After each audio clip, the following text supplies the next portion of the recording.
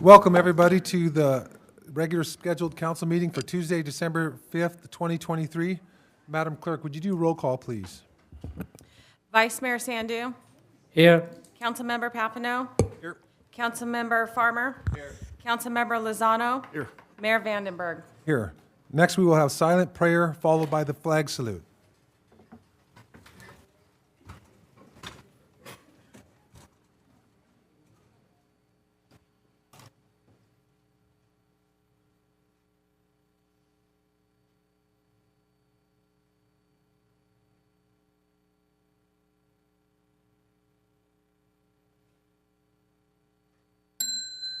Salute, pledge. I pledge allegiance to the flag of the United States of America, to the republic for which it stands, one nation, under God, indivisible, with liberty and justice for all. Well done, everybody. Madam Clerk, would you read the replay statement, please? This meeting of the Galt City Council will be cablecast on Metro Cable 14, the local government affairs channel, on the Comcast Consolidated Communications and AT&T Uverse cable systems. The meeting is closed caption and webcast at metro14live.satcounty.gov. Today's meeting replays Friday, December 8th at 9 a.m. and Saturday, December 9th at 9 a.m. This meeting can also be viewed at youtube.com/MetroCable14. Thank you. Next is agenda approval and deletions. Is there anything from the council? Seeing none, we will move on to C, presentations. First is proclamation to the Sikh Temple of Sacramento. After the presentation, we're going to take a few minutes for photos and then pick up our regular scheduled business. Mr. Sandhu. Thank you, Mr. Mayor.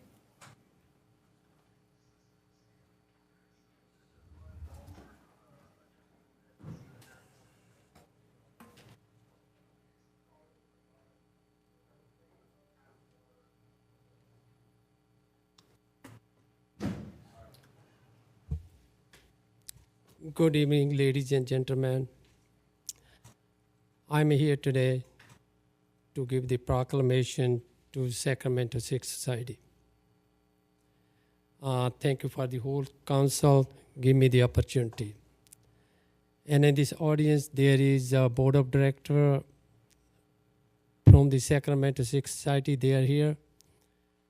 I would like to call the name if they come stand by me. Devinder Singh, Lakhveer Singh Aujla, Lali Goldie, Harry Sangha, Amrik Singh Kale, Rantir Singh Nijjar, and Babu Singh Kalotia. Please, can you come to the podium along with me?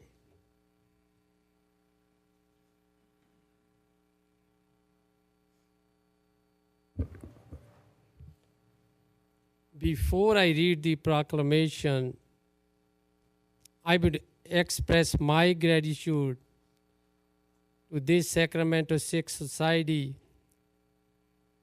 They give a very generous donation to the honor of Harminder Singh Garewal's memorial. I would like to thank you all of the board members. They are here. All the Galt Police Department and City of Galt, they appreciate their donation. Now I would like to read the proclamation. Proclamation is the highest honor as a city we can give them as the honor. Sikhism originated in Punjab, region in North India 5 centuries ago. Today, there are approximate more than 25 million Sikh worldwide, making it the world's 5th largest religion.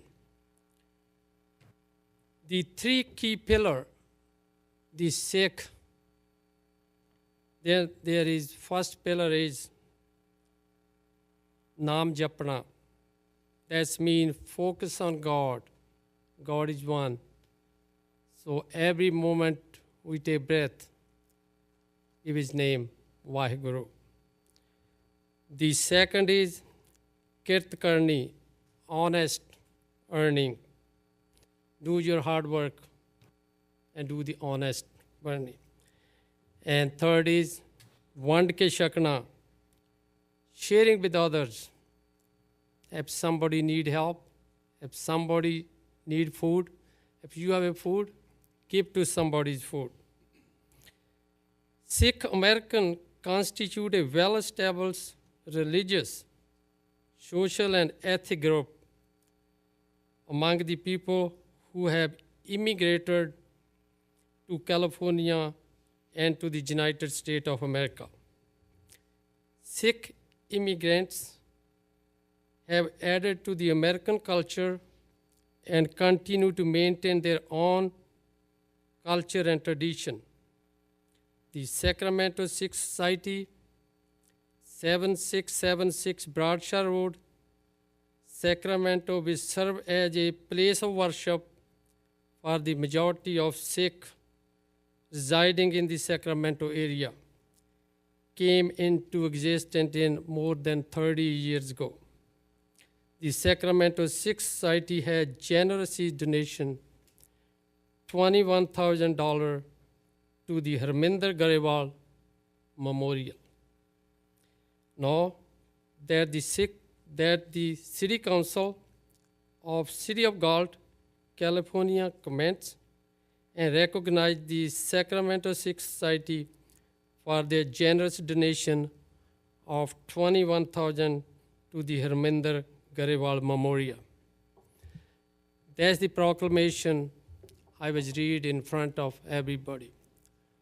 But I know the Sacramento Sikh Society, their mission to create a very peaceful environment for the worship.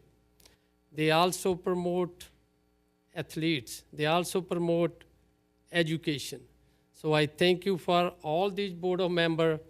They are here today to participate in them. Thank you. And now I would like to ask if any board member might we say a few words.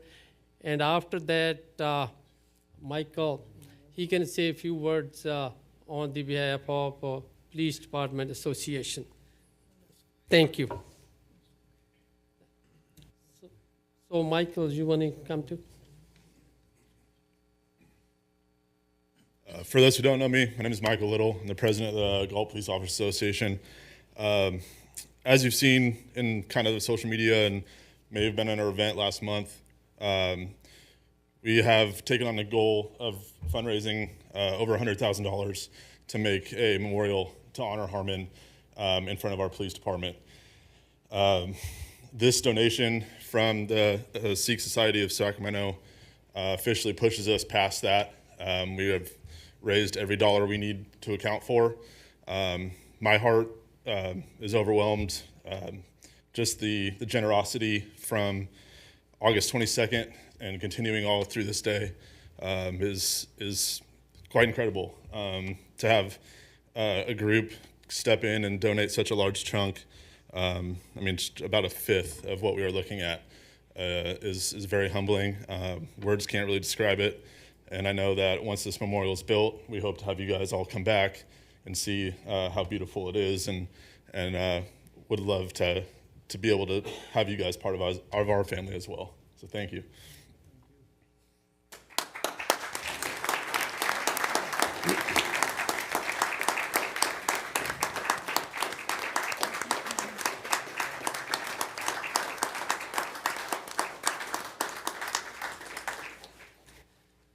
And now I would like to ask Mayor and the Council if have a few minutes, we can have a historical picture with Board of Director and Garewal family here. And I would like to ask the Council, please join, and City Manager and Chief. Thank you.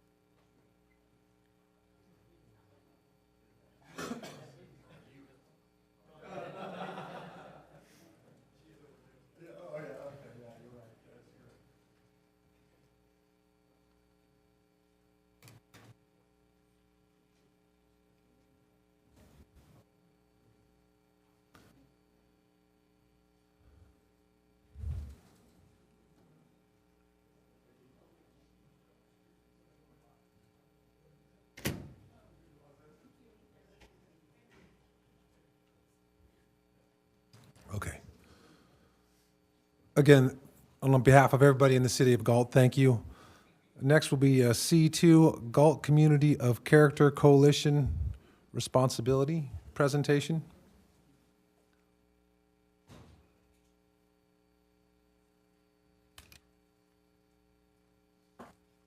Good evening.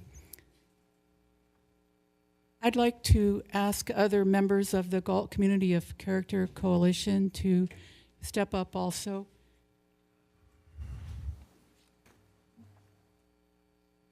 We're here to honor an individual who has been a role model of responsibility in this community for over 60 years. Earl Arentz, can you step forward, please?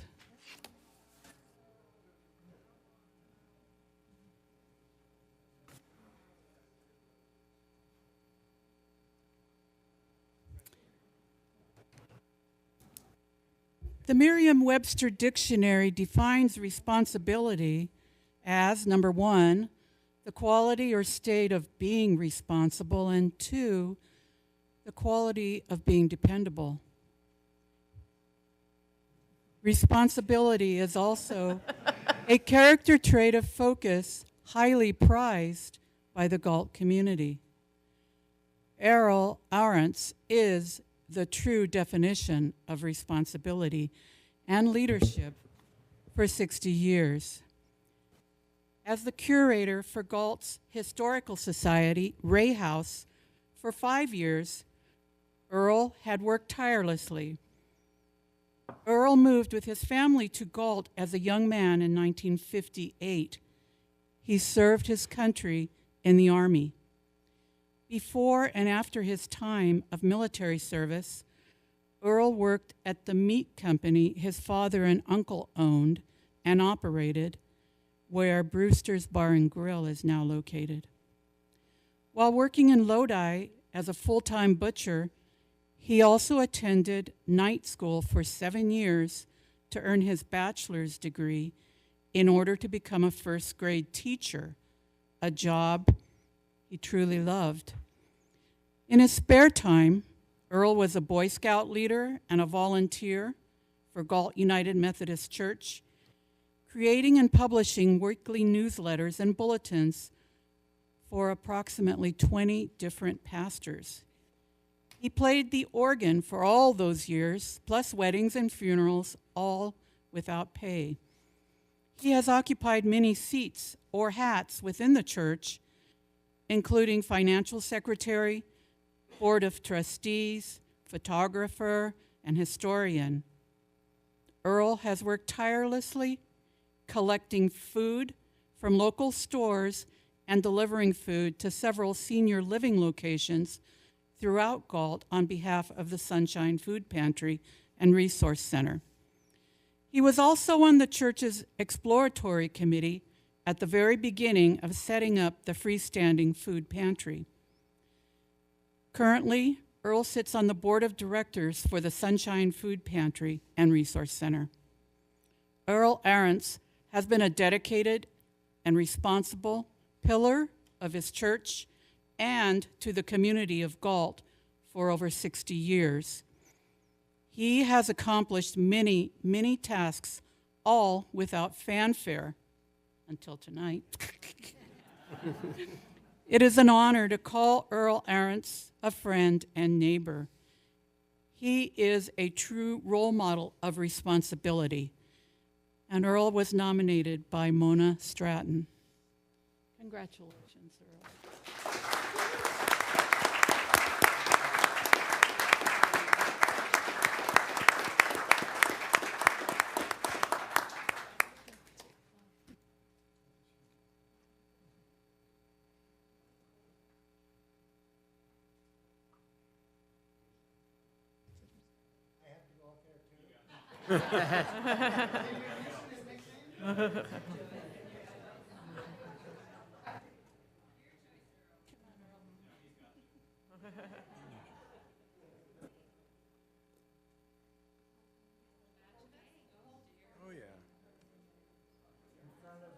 Yes. Thank you, sir. It's people like you that truly make this a great American little town.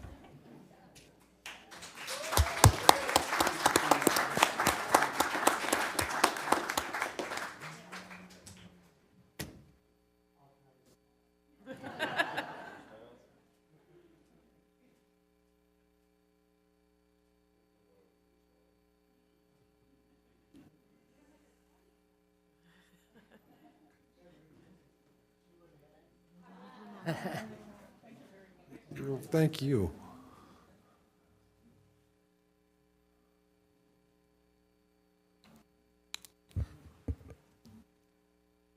Madam Clerk, would you read the public comment statement, please? Under Government Code Section 54954.3, members of the public may address the City Council on non-agenda items. The public comment section is for the City Council to receive comments, except for brief responses to questions. No discussion or action may be taken on any item that is not listed on the agenda. Please limit comments to a maximum of 5 minutes.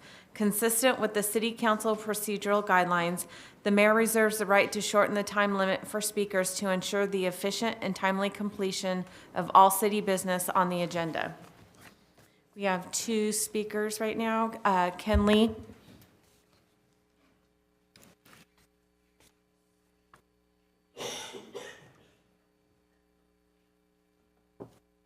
Hello, I'm Ken Lee. Hello, council members. The Christmas Light Parade was a well-attended family event. I loved the Galt-sponsored Christmas tree collection on the promenade. The snowmaking machines at 4th and B was a nice attraction for the kids. They all loved it. But I do have a safety concern regarding automobile traffic penetrating the parade route before and after the event. The access was gained from the promenade parking lot at East Street, as well as street access from East Street. The solution is to have a secondary barrier before and after the parade to redirect the cars out of the parking lot and to keep the residents on East Street from driving onto 4th. Councilman Farmer was there, fortunately, to direct and let the slow-moving cars exit that penetrated on 4th Street. Also, there was cars parked on 4th Street parade route. It would be beneficial to have the CERT-trained traffic controllers exercise traffic control. They work for free. And it was nice to see the private company versus the police and city personnel set up the safety barriers. And that had to be a good cost expense for the city. Thank you. Thank you, sir. Ralph Cortez.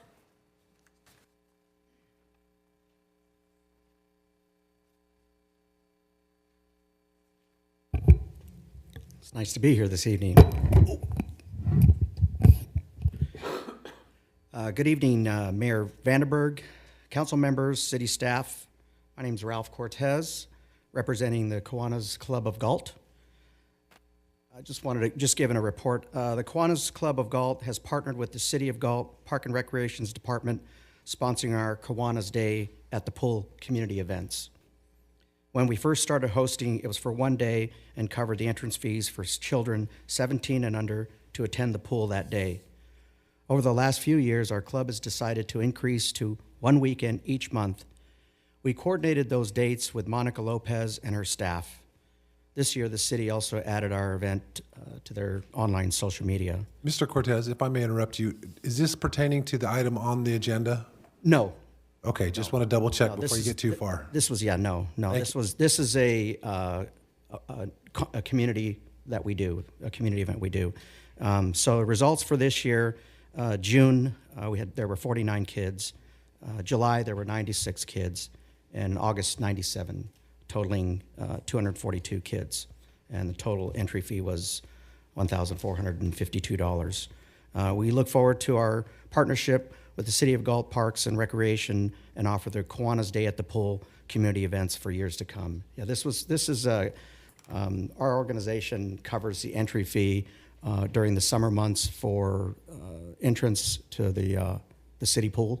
Mm-hmm. And so this was just a quick report on that as well. Yeah, okay, thank you. This was double checking. Okay, yeah, okay, thank you. You're welcome. Thank you very much, sir. No more public comment. Thank you. Next is reports by city council members on regional boards, commissions, and/or committees. Vice Mayor Sandhu. Thank you, Mr. Mayor. There's a couple things. One was the public safety meeting. This was on November 27. We discussed a lot of things. There was a main three things we discussed. Always our citizens have a concern. One was the homelessness. The other thing is burglary last month or month before. And also like in crime rate. And the fourth thing we discussed, bike lanes connected to east and west side. And during the meeting, I thank you, Mr. Small. He did very, explanation to the committee. And I believe all the committee was satisfied, they answered it. And same thing on the connective device, Mr. Selling was here. He did very good explanation to the committee.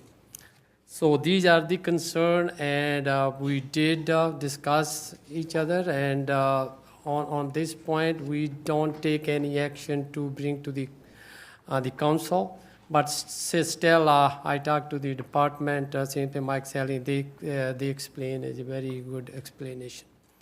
And the other thing, we have a meeting with council member Lozano, 2x2 consumers, CSD meeting, and that was 2x2, two council member, like in board member from here, and two was from the Algar. We discussed some things regarding the station 46, they're going to expand, but certainly will hold details can come back next in the future as an agenda item to the whole council.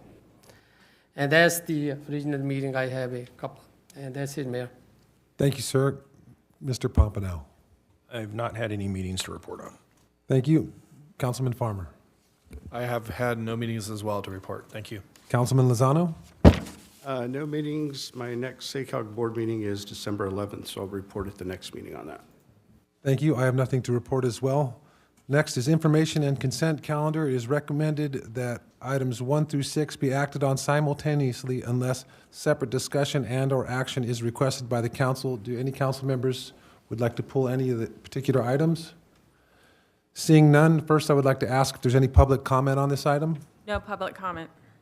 So, seeing no public comment, I'll be looking for a motion to receive file warrants for period ending November 1st, 2021, November 21st, 2023, minutes of the regular meeting for November 21st, 2023, treasurer reports for period ending October 20th, 2023, January 2nd, 2024, city council meeting cancellation, installation of water filtration station construction contract award, authorize an increase in Fund 048 budget revenues, and authorize a supplemental appropriations for professional services within Fund 048 CEQA exempt 15301C, award of wastewater treatment plant agricultural lease CEQA guidelines 15301B, Class 1, existing facilities.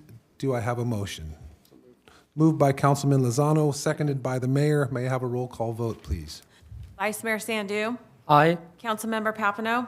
Aye. Councilmember Farmer. Aye. Councilmember Lozano. Aye. Mayor Vandenberg. Aye, motion passes 5-0.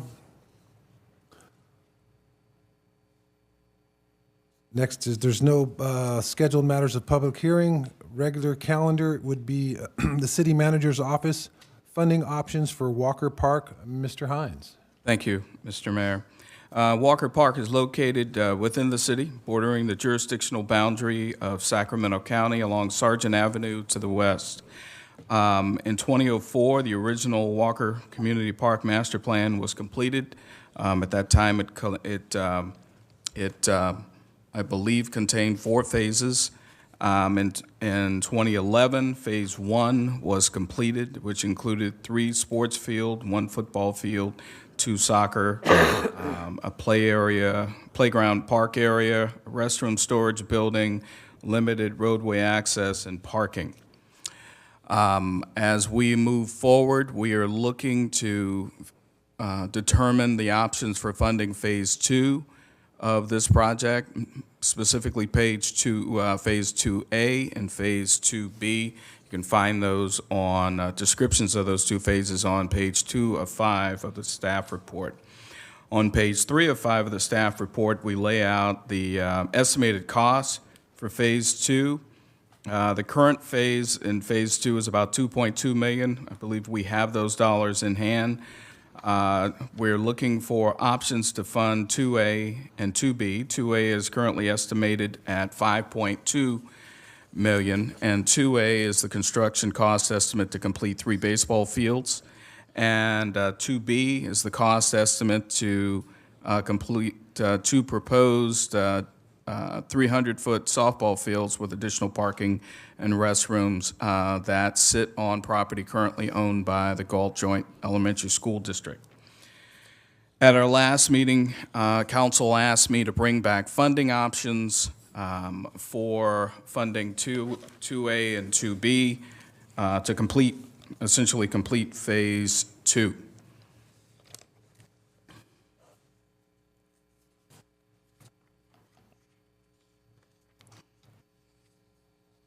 And so I have some options before you. I'm going to go through each of these options, and that way we can get right to the heart of the matter. Option 1, and these options fall into 2 categories.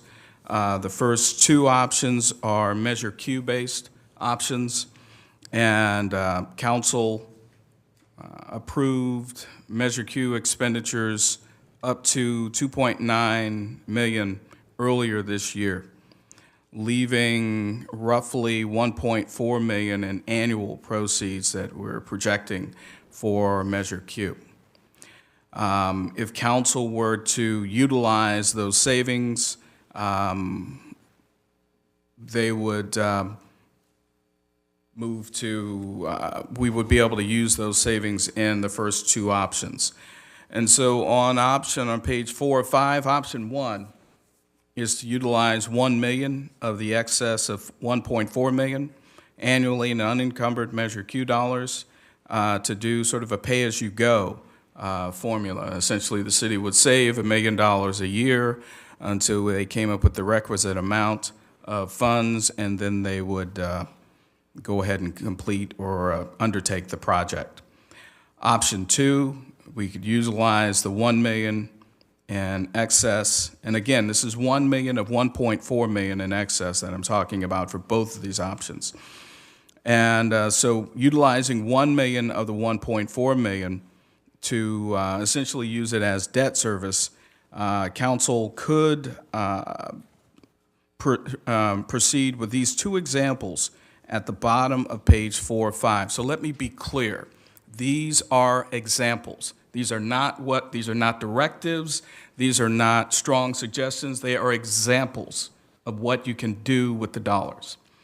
And so under long-term funding scenario 1, if we were just to focus on funding Walker Park and Littleton improvements only, the project would fund at about $12.9 million. Annual debt service would be about $830,000. That debt service would be over 30 years. The current interest rate is 4.67.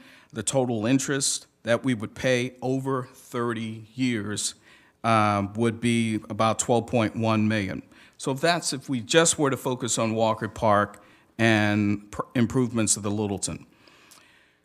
If we were to look at long-term funding scenario number 2, which is just a scenario of, okay, if we decided to use $1 million as debt service, just flat out, how much could we raise? And so if we were to use $1 million in debt service, we would raise about $15.5 million over 30 years. Interest rates about 4.67. We would pay about $14.6 million in interest over 30 years. On page 5 of 5, going back to long-term funding scenario number 1, these are examples of some of the items that we could address with that $12.9 million. Again, you see the improvements for Walker Park, and you see the improvements for the Littleton Community Center. Another option, which is a non-Measure Q option, is to utilize interfund loans. And council could explore the utilization of interfund loans to fund these improvements. The highest fund balances sit within the enterprise group, city utilities, water, sewer, and solid waste.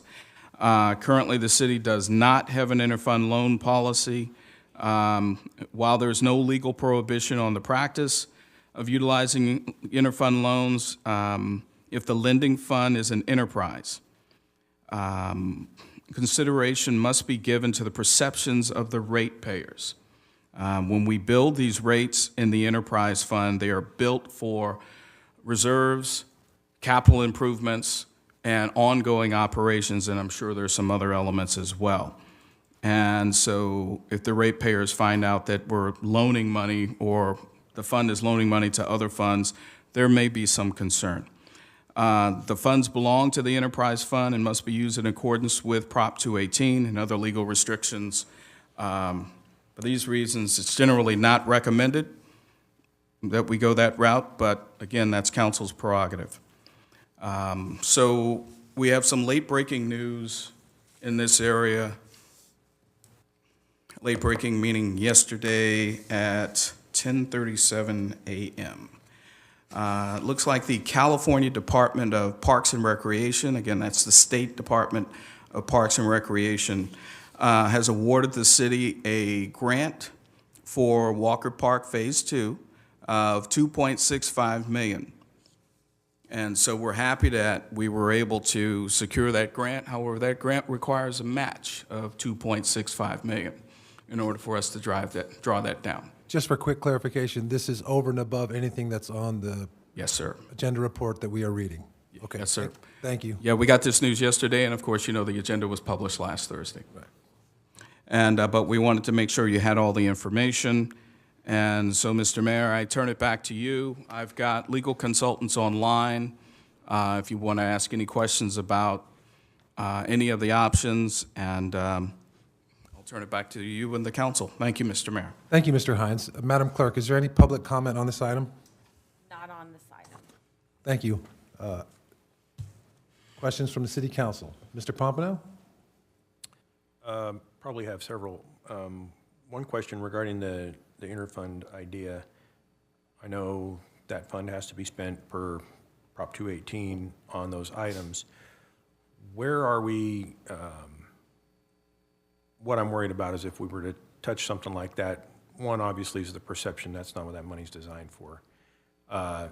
Secondly, would we find ourselves facing some sort of catastrophe where that stuff's needed in an emergency? And I don't know if that goes to Mike or who.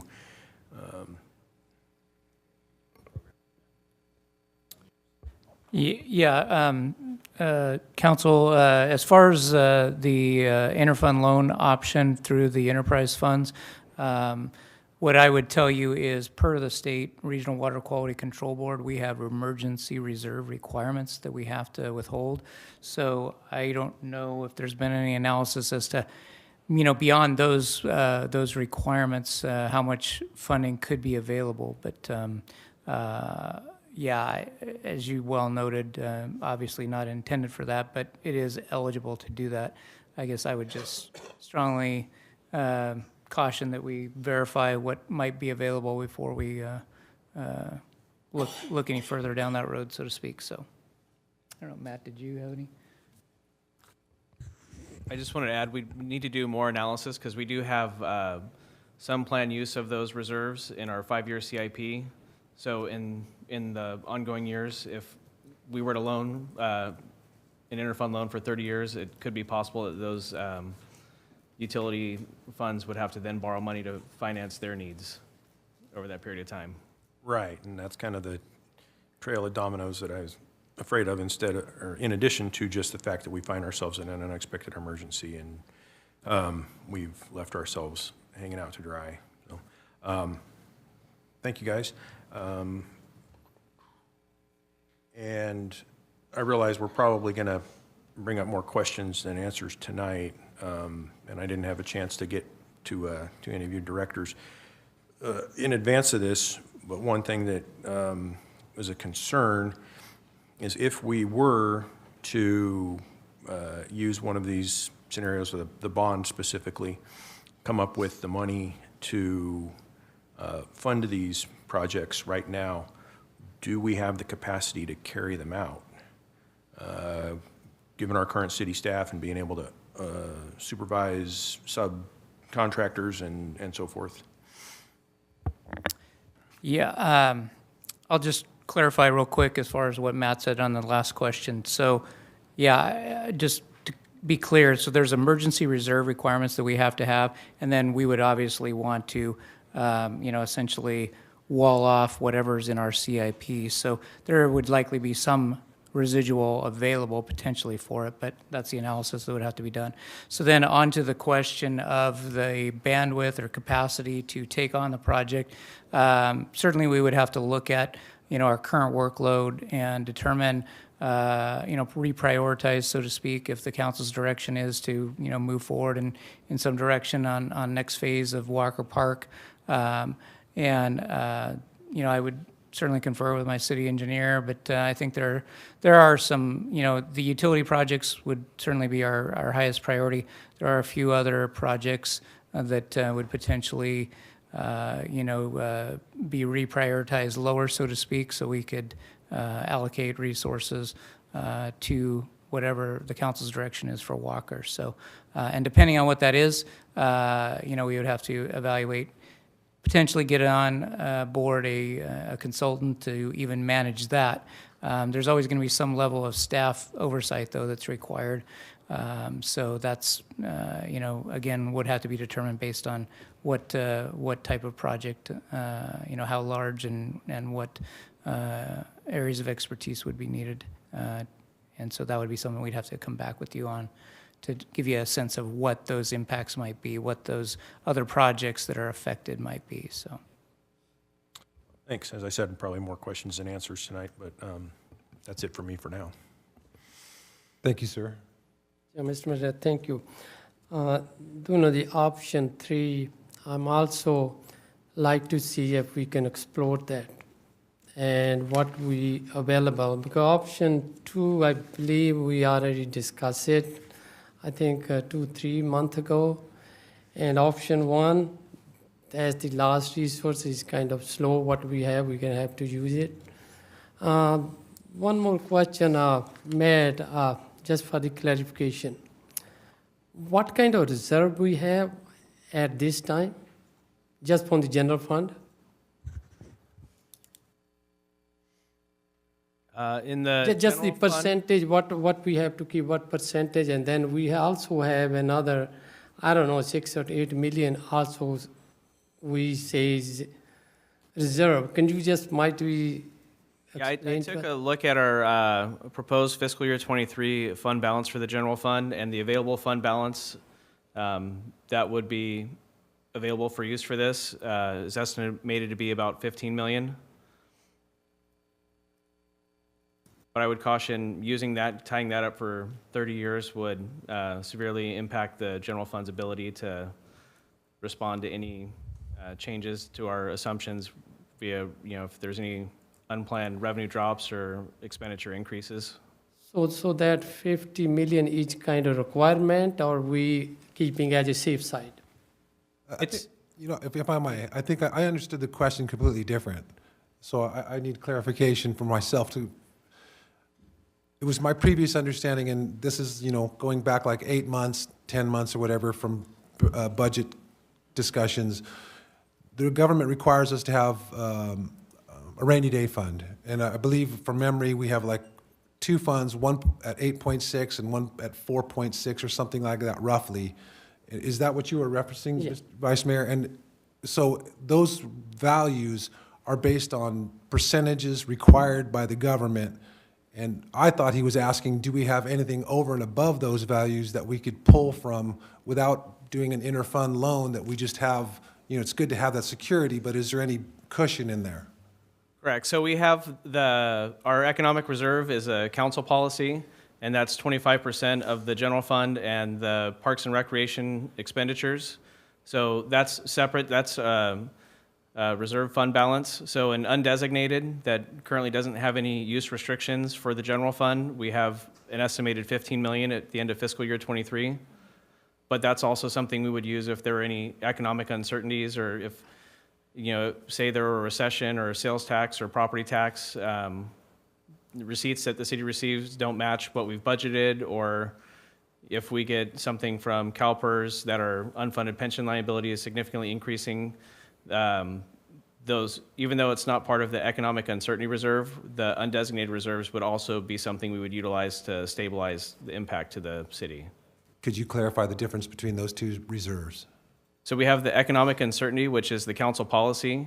So that's something we put in our restricted fund balance per the policy, and that's formula driven. So that's the 25% of the general fund and parks and recreation expenditures. And the undesignated doesn't have any restrictions or assignments on it. It's available for use.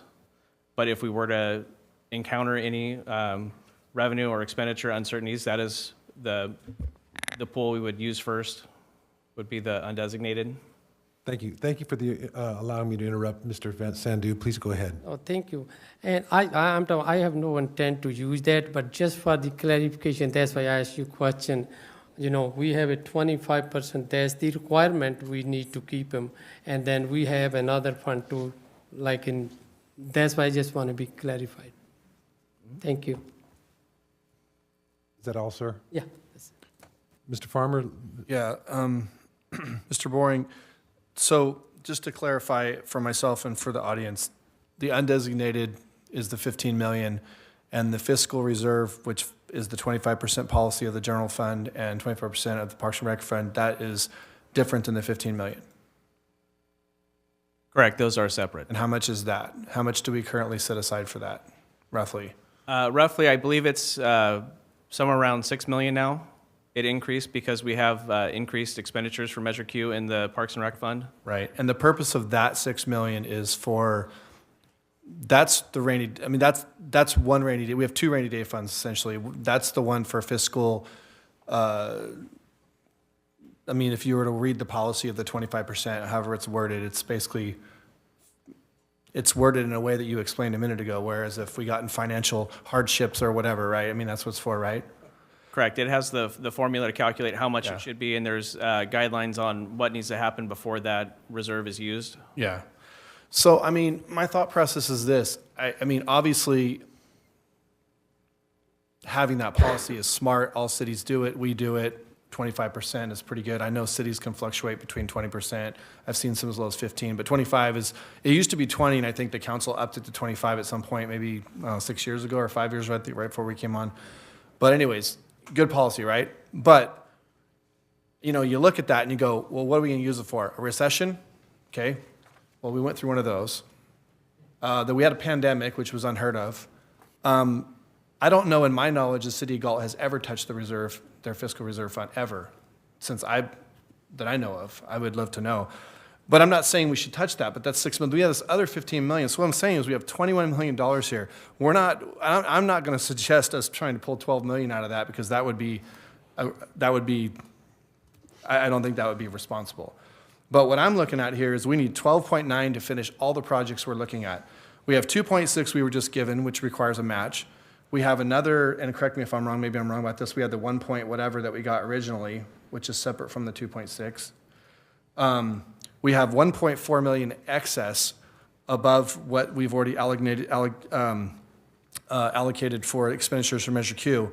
So you're looking at 2.6, so we're at 2.6, that's 4 million right there. And then and then whatever the other million was. So roughly, probably a little over 4 million we can already account of. So we're looking at roughly like $8 million is what we really need to finish all these projects. And we have 21 million sitting in reserve fund. So it seems to me that we should be looking at an option of maybe taking that 8 that we need, maybe borrowing maybe 4 of that from the 21 million, paying back ourselves with interest, and then as Measure Q builds, I mean, our projections are next year, it'll probably be higher than what we projected. And these things are going to take time anyways to come online. We're not going to build Walker Park in 1 year. there might be more money there. So I think what this council was talking about, I don't mean the entire council, but some of us were talking about earlier is trying to borrow from that was, borrow what we need to get started on things and then see how it goes. But I just know that if my wife came to me and said, our refrigerator went out, let's go to Lowe's and finance a new refrigerator because we don't want to dip into our $250,000 savings account because, something might happen and we might need that. I mean, there's a point where you're trying to be smart, but at the same time, you're being fiscally, it's like penny wise, pound foolish to pay that much interest when you literally can pay yourself that interest. I mean, I don't even know if that's legal. You guys are talking about enterprise funds. Maybe it's not legal to borrow from the reserve, but I believe it is. So that's where my head's at on this. My biggest problem with the bond is not really so much just the interest, but it's also that we are committing $1 million of Measure Q for 30 years. Like that money is earmarked. So people are going to come and go, well, we got Walker Park, that's great, but for 30 years, $1 million of it's committed. And Measure Q was not just about Walker Park. Walker Park is a huge priority, but Measure Q money was intended for all parks and recreation. There's a lot of other things, in 2 or 3 years from now, 4 or 5 years from now, we might decide there's another priority we want to shift in Parks and Rec. Maybe we need to put money over here, but we can't because all the money's been committed to Walker Park through debt service. So for me, I want to get Walker Park done. I get that. And the community is not going to be patient enough to wait till we just save up $12 million out of Measure Q. But I believe we can get creative and we can bridge that through a couple different ideas. And that's kind of where my train of thought is. And I don't, that option, obviously, I thought we were very clear when we asked for additional funding options that we were looking at some of those reserve funds, and yet those weren't brought to us. We've only been shown the enterprise stuff. So that's my comments so far. Thank you, sir. A lot of good stuff there. Mr. Zolano. Oh, just real quick, is it legal or illegal to, if a fund was to be borrowed from, to pay interest back to it? Is that? With the general fund, the city has a lot more discretion actually than the restricted enterprise funds. So you could pay yourself back any way you want. It's general fund dollars. The general fund reserve. So the enterprise funds you would have to pay back at interest, but not necessarily with the general fund. Okay, so good clarification. Thank you. Mr. Lozano. Yeah, I just have a couple of questions. Appreciate the report. I asked this earlier, and I think you shouted out to everybody, Mr. Hines, but Littleton Community Center improvements. I know we've been talking a lot about Walker Park, but what does that look like? And specifically, my question was about the kitchen and the walk-in refrigerator and whether or not that would be redone with the $80,000. Okay. I'm going to let Mr. Solis and Mr. Selling speak to that. They can get into the specifics.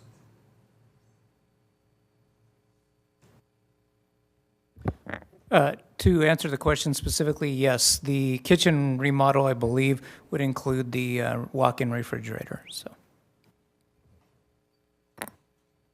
Okay, and then we would also replace flooring and cabinets and all of that? Yes, that's correct. It's not just a $80,000 refrigerator, it's no. more than that. Okay. Yeah, correct. And that's all contained within that 12.9 million? Okay. I agree. I think we need to get Walker Park done sooner than later. Wasn't long ago, less than a year ago, that was brought to our attention that there was some field use issues in terms of softball specifically and baseball. And I think this would go a long way in helping address that issue. As regardless of how we grow, the youth sports are continuing to grow at a much more rapid pace. And so I certainly think that the Walker Park issue is something we need to deal with sooner than later. But I would also say that our Littleton Center has significant need as well. And this, that's a center that's used by many of our local nonprofits, and we rent it out for wedding receptions and things of that nature. And so I think however we figure out the funding, I think we do need to look at not just Walker Park, but also the Littleton Center. So, Mr. Mayor, if I could Yes, please. make a statement. We also had some internal discussions regarding Littleton and the possible replacement of Littleton. And I'm going to let Mr. Solis talk a little bit about that option since we're in a creative place right now. I'd appreciate that, Mr. Solis. So one of the options could be that the building is quite old and whether to replace or repair. We got rough estimates, to put in a new hall at the Boys and Girls property. They said they were able to utilize the flooring that's currently there. Between $4.5 and $5 million would be the cost to put in a new center there. Would it be bigger? How much? What might be some of the advantages of doing that? That it would be bigger. It would be designed to have a more formal appeal hall, and look, and then a basketball area. So you could do both, have the nicer events and then still have the sports. And then, like I said, the Littleton Center was built in the mid to late 70s. So the building's quite old. The acoustics are horrible. It's an old building. Thank you. That's a fair point. Do you have any more, Mr. Lozano? I do, if you don't mind, Mr. Mayor. Go ahead, sir. I just want to say I do agree with Mr. Lozano, and as a matter of fact, one of the things I wanted to bring up tonight is I actually, aside from the Walker Park discussion, would totally be in support of us looking at the expenditures that have been laid out for us for the, and I know they just mentioned the cost of either doing repairs or looking at building something different. Aside from that conversation, we have leftover 1.4 Measure Q. I mean, the Littleton Community Center, as was stated by Councilman Lozano, is widely used and very important in the community to many organizations. And those repairs are a long time coming. I have a question. Mr. Solis, did we not put a roof on Littleton recently? Or am I imagining things? Was that a complete roof, Mike? Or? Yes, there was a new membrane that was put on, I believe it was 2 years ago or so. Okay. So, I mean, I agree that the building is aged. I think at some point it would be nice to have a new building. But I think that we're starting to shift around our priorities. I think we've kind of talked about how, Walker Park seems to be a big priority. And I think another center means that we have a center and we can invest some money into it and maybe give it, a facelift and some fresh life, and maybe it can get us, 8 or 10 more years. I think is probably where we should be looking at instead of doing that. But what I wanted to circle back to regarding the other is, we projected $3.8 million from Measure Q, and I think there's been discussions, it's probably more like 4 or 4.2 is what we'll probably end up with. But just for sake of conversation, let's call it 4. This council has already committed, basically roughly 2.5 million of ongoing. That means not pickleball courts, not buying new lawn equipment. Those were one-time expenses. We have committed long-term 2.5 million of that residual. So that's money that's beefed up our mowing, it's operations and maintenance, all the things that are listed in our staff report. So we've committed 2.5. If we do another million for debt service, we've now committed 3.5. So all the Measure Q money, the lion's share of it has been committed. And all we've done is just beef up the landscaping, bought some new equipment, and we're going to finish watering, that's it. I mean, that's what I'm saying. It just seems rash for us to rush in and commit all of the Measure Q money so quickly early in the game when we're still kind of trying to see. And so I just wanted to point out that we got to be careful not to commit for ongoing things, that money. And because again, I don't know. I just think that it says 6 to 12 years if we were to save up the money. But I'm just doing some quick math, and here's something. Actually, I want to bring this up. This is something that kind of bothers me right here, and I know this is kind of a different conversation, but when it talks about where we've committed Measure Q money, it has the 2.5 that I mentioned, it has the pickleball courts that we installed, we have some capital equipment we bought, 341,000, and then it has the lighting and landscape park fund deficit. So we took $1.2 million of Measure Q money and put it right back into the general fund to square up the general fund. But if you talk to most people in this community, they were under the impression that Measure Q money was going to help supplement Parks and Rec because it couldn't pay for all the things it need to pay for. So what we've done now is we've created a new tax that people are paying for, and we went back to saying that Measure Q we're only gonna use Measure Q money for Parks and Rec. We're not gonna use any general fund money now. Essentially, that's what we're just saying here. And so now we've gone back to the same policy where the flea market paid for Parks and Rec for all the years until it didn't. So what I'm going is, I know this is a discussion we've kind of floated around, but I just don't like the idea that we're going to say to ourselves, to the city of Galt, that we're not going to designate or dedicate any dollars of general fund to Parks and Rec. I feel we should be leaving the 1.2 from the general fund budget to Parks and Rec and let Measure Q be the supplement until we can take care of all these things that we want to do. And if you do that, then you're looking at another 1.2 right there. And that's, I know, a discussion for another day. It's a policy discussion we need to have. That's actually a good point, and any further, and it should be brought up at the end of the meeting. So anyways, that's it for now, Mayor. And Okay, thank you.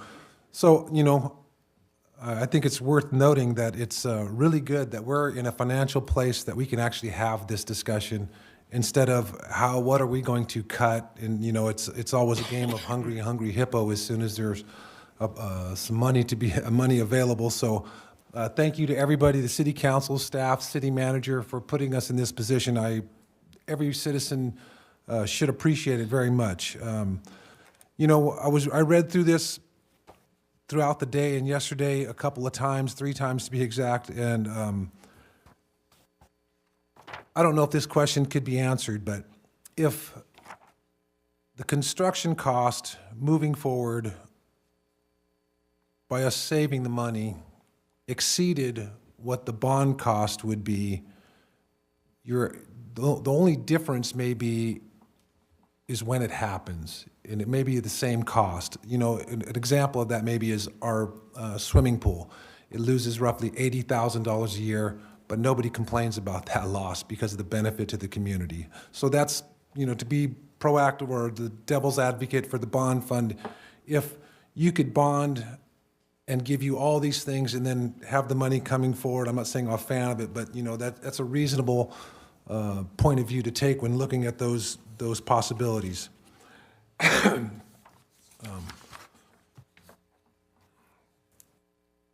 So also, the ARPA funds, there's still a little under 500,000, I believe, that is unspent.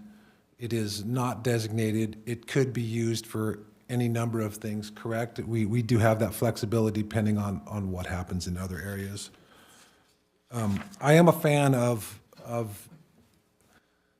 at least getting the match on the grant the quickest way possible for the various, general funds, rainy day values that we have. I don't think that's an unreasonable amount to ask for when the total is 21 million. To dip that down to 19, I still think we're safe. I would agree with Mr. Sellings that going, it sounds good, but borrowing from those other funds sounds a little bit sketchy, for lack of a better word. I noticed in reading through this, I didn't see anything for a splash pad at Walker Park. Correct me if I'm wrong. Is there any plans for that at the pool area? Did I just forget about it because I've been ill or what?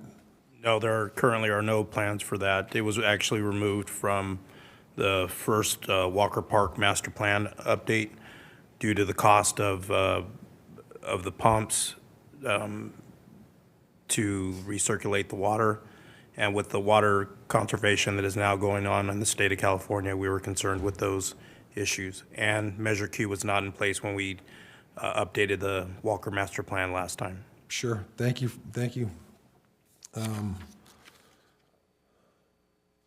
So as far as Measure R goes, I went and looked at, and just for the general citizens, Yeah, for Measure Q, I went and looked at Measure R, so I might have misstated that, but, I went to city-galt-ca-book.cleargovernment.com, where it has our budgets, and it's, thank you for making that website and making that happen. It's a lot easier and faster to take an overview of our budget. So in there, it shows that Public Safety Measure R produces almost $2.3 million annually. Now, that was a 19% increase from the previous years, and I wouldn't anticipate a 19% increase year over year for sure, but Mr. Boring, in your professional opinion, I know we had a couple of conversations about this briefly, but in your opinion, what would be a reasonable amount year over year increase in Measure Q and/or R? From the last meeting we had with our sales tax consultants, I believe they were looking like a 2 to 3% annual increase over the next 5 years for sales tax in Galt. Okay. So at 3%, that's, 4.7, then 5.4 the next year, and then 5.6 the next year. So that's a tidy sum. If the other values we have committed don't increase through their natural means by themselves. So with that said, I would also say that I agree with Mr. Lozano. I don't think that the Littleton Center, it would be nice to build a new building, but I don't think that's quite practical. I would like to see the kitchen redone. We do a good job of hiding the barbecues in the back, but it would be really nice. I think we should leave the floor and maybe do the sound system. The kitchen and the refrigerator should be really high priorities in those buildings. The floor's not pretty, but it is functional. Well, it's not the prettiest, but it is functional. It's a matter of taste. So I don't know if, I'm kind of done. I don't know if that gives staff enough consensus to give a direction. Mr. Hines? Yes. So what I'm hearing is that we'll take a look at the enterprise funds to see if there's any excess above all the requirements. We know that that's probably a priority that is somewhat risky. We'll take a look at the general fund, and we'll project out what the general fund's supposed to look like over the next 5 years. Granted, we have labor negotiations popping in 2025, so I'm just mentioning that. And but we'll project out what the general fund will look like over the next 5 years, and we'll try to make sure we factor in anything that we see coming down the pike as far as major expenditures. If there's any CIP that's going to be hitting the general fund, we want to definitely make sure that's included as well. But we'll do a projection of what the general fund will look like over the next 5 years. So there's the utilities, there's the general fund. Littleton, we are not looking to replace the building. We're looking to make the upgrades. So we'll firm up those numbers that we're using for the upgrades. We'll also firm up the numbers for Walker Park, because these numbers, I believe, are about a year old, Mike, or 6 months old, or are they pretty accurate? Yeah. They're about a year old. So. And if I may interrupt, Mr. Solis, earlier we had I texted you, and you said that really for sports, we need a minimum of 3 fields, correct? Yes, for the number of organizations we currently have, you would need a minimum of 3 fields. I just want to make sure that's in the conversation. Yes. Okay. Are we talking Walker Park? Yes. Yeah, we're trying to get 5 fields in Walker Park. No, I know, but since we're, seem to be leaning towards more of a piecemeal deal, I just want to make sure that that's kind of, some of the items are hit up front. Right. I have a couple questions, Mr. Bear, before we jump off this could you let him finish? And Minister Lozano also had a couple of words. Go ahead. Yep. Thank you. So we've got the utilities, we've got possible borrowing from the general fund, but we need to make sure it's safe. We've got the refresh of the numbers. The Littleton new building is off the table. Thank you for the compliments for the budget. regarding the budget. That's, we won an award for that recently, so thank you for that. And then we'll talk with our financial folks. And so you mentioned the word piecemeal. And so what we may bring back to you is sort of a combination of things. Councilmember Farmer brought up the possibility of using the general fund balance, some of the general fund balance, or one of the council members brought up using the general fund balance to match that state parks. I think it was you, Mayor. And that seems reasonable. And that's what the general fund is for these kinds of surprises. And all of a sudden, here's 2.6 million. By the way, there's a match. And so it's nice to be able to go into the general fund and know that we can match that with the undesignated general fund balance. And so Matt and I are always going to be a little, I don't want to use the word protective of the general fund balance, because that is our contingency for emergencies. You better be. Yeah, so having worked with a city in 2008, 2009, and 2010 that was struggling as a result of that downturn in the economy, it's always best to be prepared. And even though it looks like maybe we're over-prepared, it's a good position to be in. But frankly, from my position, I don't think that 2.65 million match, I don't think that's going to hurt us. If anything, that gets us, 5.2 million, and allows us to start with at least Phase 2A of Walker Park, and that gets us those 3 fields. We have a meeting with the school district next week to talk about the Jennings property, which is the property that the 2 other softball fields sit on. We're currently working with them on developing or drafting a lease, and so we could possibly move forward. With getting that done. So, and 2A is just, we're just talking about Walker Park, okay? Just the 3 fields. And so if we're talking 2B, we're talking the 2 other fields that are on the school district property. Do we need any permissions for those that we have not yet to receive? It's their property, and so we're working on a lease with them right now. We'll be meeting with them, I think, next Wednesday or Thursday. Thank you. Mm-hmm. So that's what I'm hearing. We'll keep moving forward and developing these possibilities, and then we'll take it from there. Okay? Thank you very much, sir. Is there anything else from the city council? Did you agree with what he said overall? I had something real quick, but I don't think Rich was done yet. Okay, Mr. Rosano. Yeah, just real quick, one of the other questions that I would have is, as we move forward and it comes back, if we could take, because I'm not totally opposed to the bond issue. Mm-hmm. I think if we do it responsibly, it might work out. But if we could take the both 12.9 million that's in the first column and then the 15.5 million that's in the second column, and when it comes back, kind of break that out as into, let's say, 25% increments. So what would 25% of each of those cost us over, just like you did in the staff report? Okay. And then what would half of it, and then 3/4? And then, of course, leaving these 2 items in here the way they are. So if we get to the point where it makes sense to borrow the money now because we see projections in, increase in wood costs or whatever it is, right, that we can make some decisions based on that and have kind of a general idea of what that looks like. I'll tell you, if we were, if this were 4 or 5 years ago, it probably would have been better to bond the whole thing, mm-hmm, because of the way the construction costs are going right now.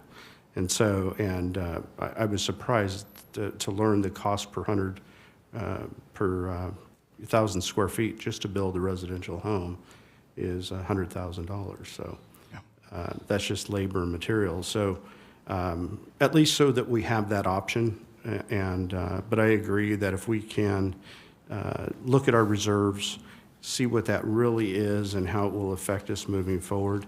I'd hate to tie them up for too long of a time, but certainly if we use the reserve, we're tying that up, and we're going to then be paying it back through whatever taxes we get in. So Understood. That's it. That's all I had. Thank you, Mr. Farmer, and then Mr. Go ahead. Papineau. Papineau, you go ahead. I'll go after. So, yeah, I am concerned about inflation if we decide to try and do this a little bit at a time. In spite of what you hear, and inflation's down to 3%, that means it's still going up at a rate of 3%. It's not going backwards. So we're not going to be going down ever. We're going up from here. So count that future expense against, the unfortunately high interest rate for the bond. I am no favor of taking on debt, 30-year debt. However, when I moved to town, I probably could have got a few options for cash, but my wife wasn't necessarily pleased with those. And there's a little cost benefit. Sometimes you have to take out a mortgage. If we can work some of these things to limit that mortgage down to as low as we can, then that's just common sense. And the final thing is the second half of this discussion we haven't mentioned tonight is there's a cost-benefit analysis. And the benefit's a little bit harder, but the mayor and I have spent quite a bit of time in the past year working with potential ways to increase visitation and sales tax revenues and so forth for Galt. And I know it's hard to quantify, but what difference in income to the city to offset this cost would be driven by a couple of softball tournaments, filling up hotels, filling up restaurants, having Littleton turn into something that people are going to want to use at a higher price point. Not that they're settling for because it's worth, a piddly amount of money. So I think as much as we can when we come back to this, talk about what would be the potential benefit of making these improvements to our overall economy, to draw from outside, as well as to better serve our local community. Is that all? Thank you, sir. Mr. Farmer. I just had a couple questions about on the cost for the first phase, to finish the 3 softball fields. It says engineering at $4 million and the additional adult fields at 6.9. Is that $4 million engineering? Is that for the whole project, or is that? I believe those numbers got flip-flopped accidentally. The engineering is not 4 million and the project 1.2. It should be the opposite, so. Okay, so the construction cost is 4 million and the engineering is 1.2. Correct. Okay. So then my question would be, does the 1.2 engineering for the whole project, for all the fields, or if we just did the first 3 fields, would that engineering cost change? Or you get my point of the question? Yeah, so the engineering cost that's there is only for 2A, not 2B. So that 6.9 million, there is a portion of that that's engineering is included in that one for 2B. Okay. So I did have a couple more questions, but Mr. Hines did kind of touch on those, which was his thought of the 3 softball fields, which we all agree is a huge priority because of all the ongoing need for more fields. I mean, that's only 5.2 million. I mean, we got 4 million, even if you take out the 800,000 for the Littleton, which he did also suggest, refining those numbers down. So that was my next question. So I appreciate that, to get some good hard numbers on Littleton that are up to date. But we'd be, the 2.6 match is 5 So essentially what I'm looking at is we look like we can already come up with the money as it is to do the first 3 softball fields for Walker Park. So we wouldn't even. I agree with you. So my last thing would just be, when does the match have to take place by? Is there a time period for that grant?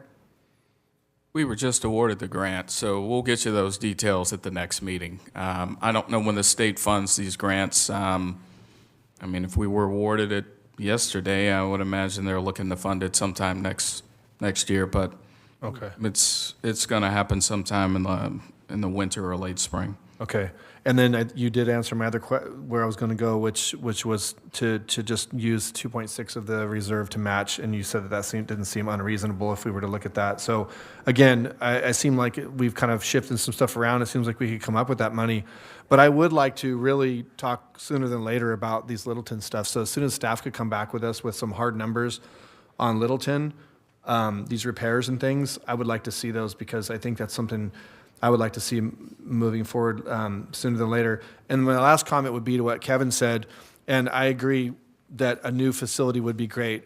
But something that Kevin said kind of jumped at me, and it's like, if we build a new center and then we can charge more money, well, the purpose of the Littleton Center is so community organizations can use it. I don't think that they would be keen to say, oh, so we spent taxpayer money to build this new facility and then now we're all going to get charged more money to use it. I mean, ideally, we try to give these people tax breaks to use it. We give them discounts. So I wouldn't really like that concept. But anyways, that's it. I think we rent that out to other people. We don't just give it to the community. We rent it to organizations and people with weddings and that kind of stuff. So I was trying to think of making it marketable to people that want something nice. I think people that want it. certainly both can be true. If there's no other further comment, I think staff is satisfied, yes? Yes. Thank you. We do have public comment. Thank you, Madam Clerk. Chris Brossman.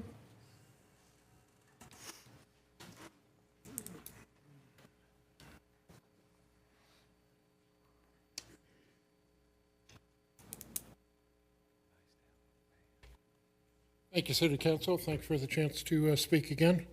You brought up something near and dear to me, which has been since Measure Q has come along, that I firmly believe that Measure Q funds were meant to supplement, not replace general fund dollars. This year, you guys pretty much left those dollars alone. Now I'm hearing that we're again looking at those dollars and redirecting them.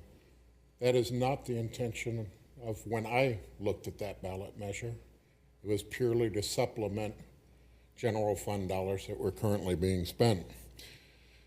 Now, I thought the 1037 email that we got yesterday was a nice email. And I think tonight's conference or the conversations brought up option 4, which I think all of you know my feelings about taking on debt and paying interest are, I'm not a big, huge fan of it. And yeah, there's a time and a place for it, but usually there's a return on equity for it.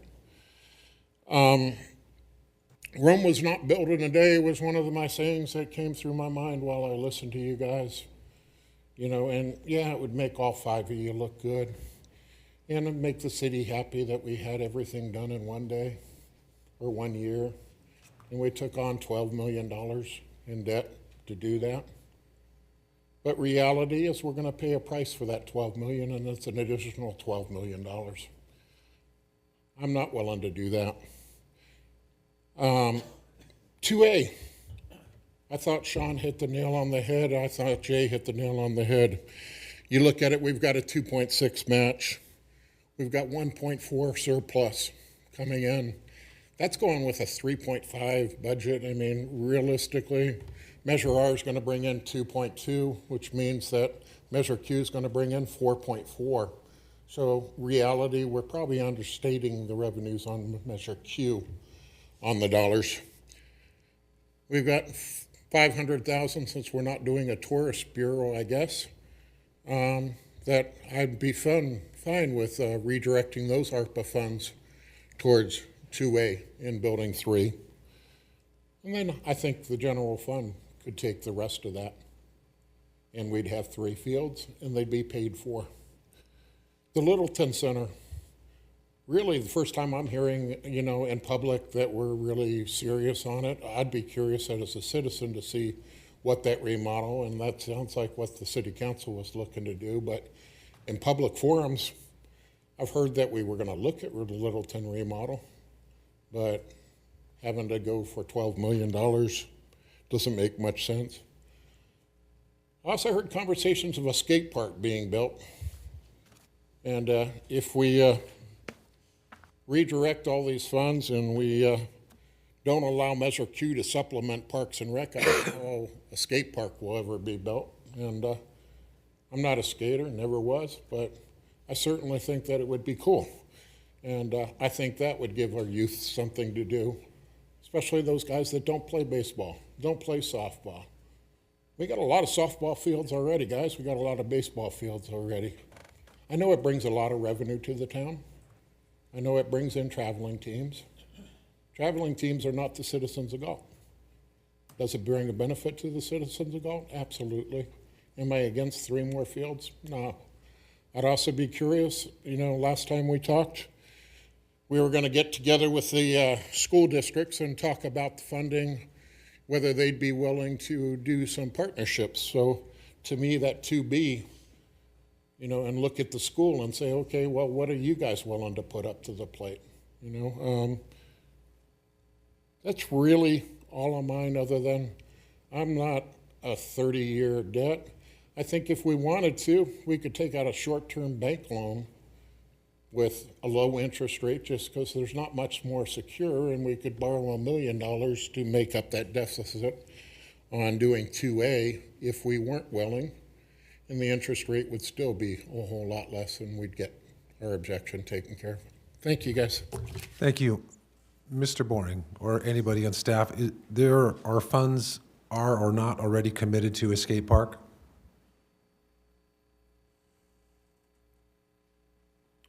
City Council has allocated $600,000 for the skate park that was brought to you. The request was to go out to see a more permanent cement park, and we are currently in that process right now to bring you some options.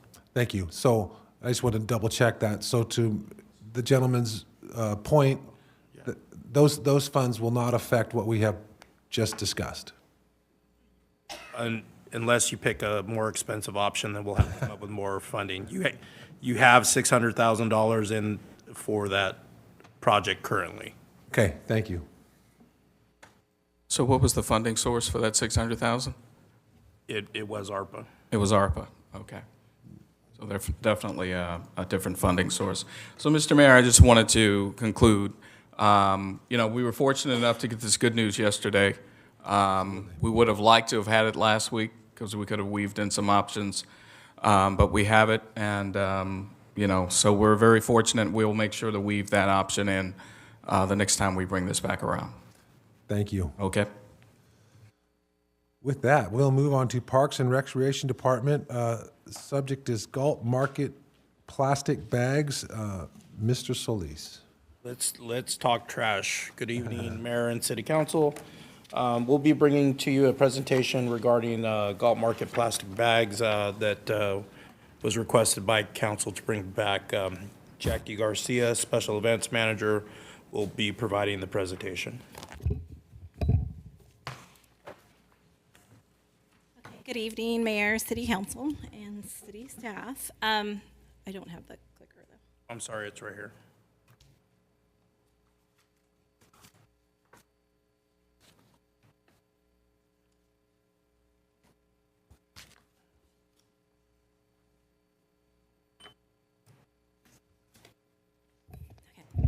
So good evening again. So today I'm going to bring to you a recap and what we were tasked with to speak with our vendors on the carryout and plastic bag plan that we have. So we did on February 21st, staff were directed to research the plastic bag usage and how to reduce waste at the Galt Flea Market operations. Many concerns were brought up that the plastic bags were not discarded properly. There was a lot of litter found in the streets, waterways, trees, and neighborhood properties. Also, the current plastic bags being used were not recyclable, and they're often placed in recyclable bins. Once we had that meeting, myself and city staff took it upon ourselves to do a survey, and we surveyed our monthly vendors, and at that time it was over 200 plus vendors. During that time of surveying the vendors, there was many talking points that we went over to let them know and make them aware of what we discussed. Some of them were aware and made aware that we were considering shifting away from having plastic bags at the market and finding any continued efforts to keep our community of trash and litter. As well as we also let them know that there was going to be a plastic bag informational meeting to determine on what the possibilities were of removing plastic bags, our usage of plastic bags, and creating some type of plan of a bring your own bag campaign. During that survey, this information was found.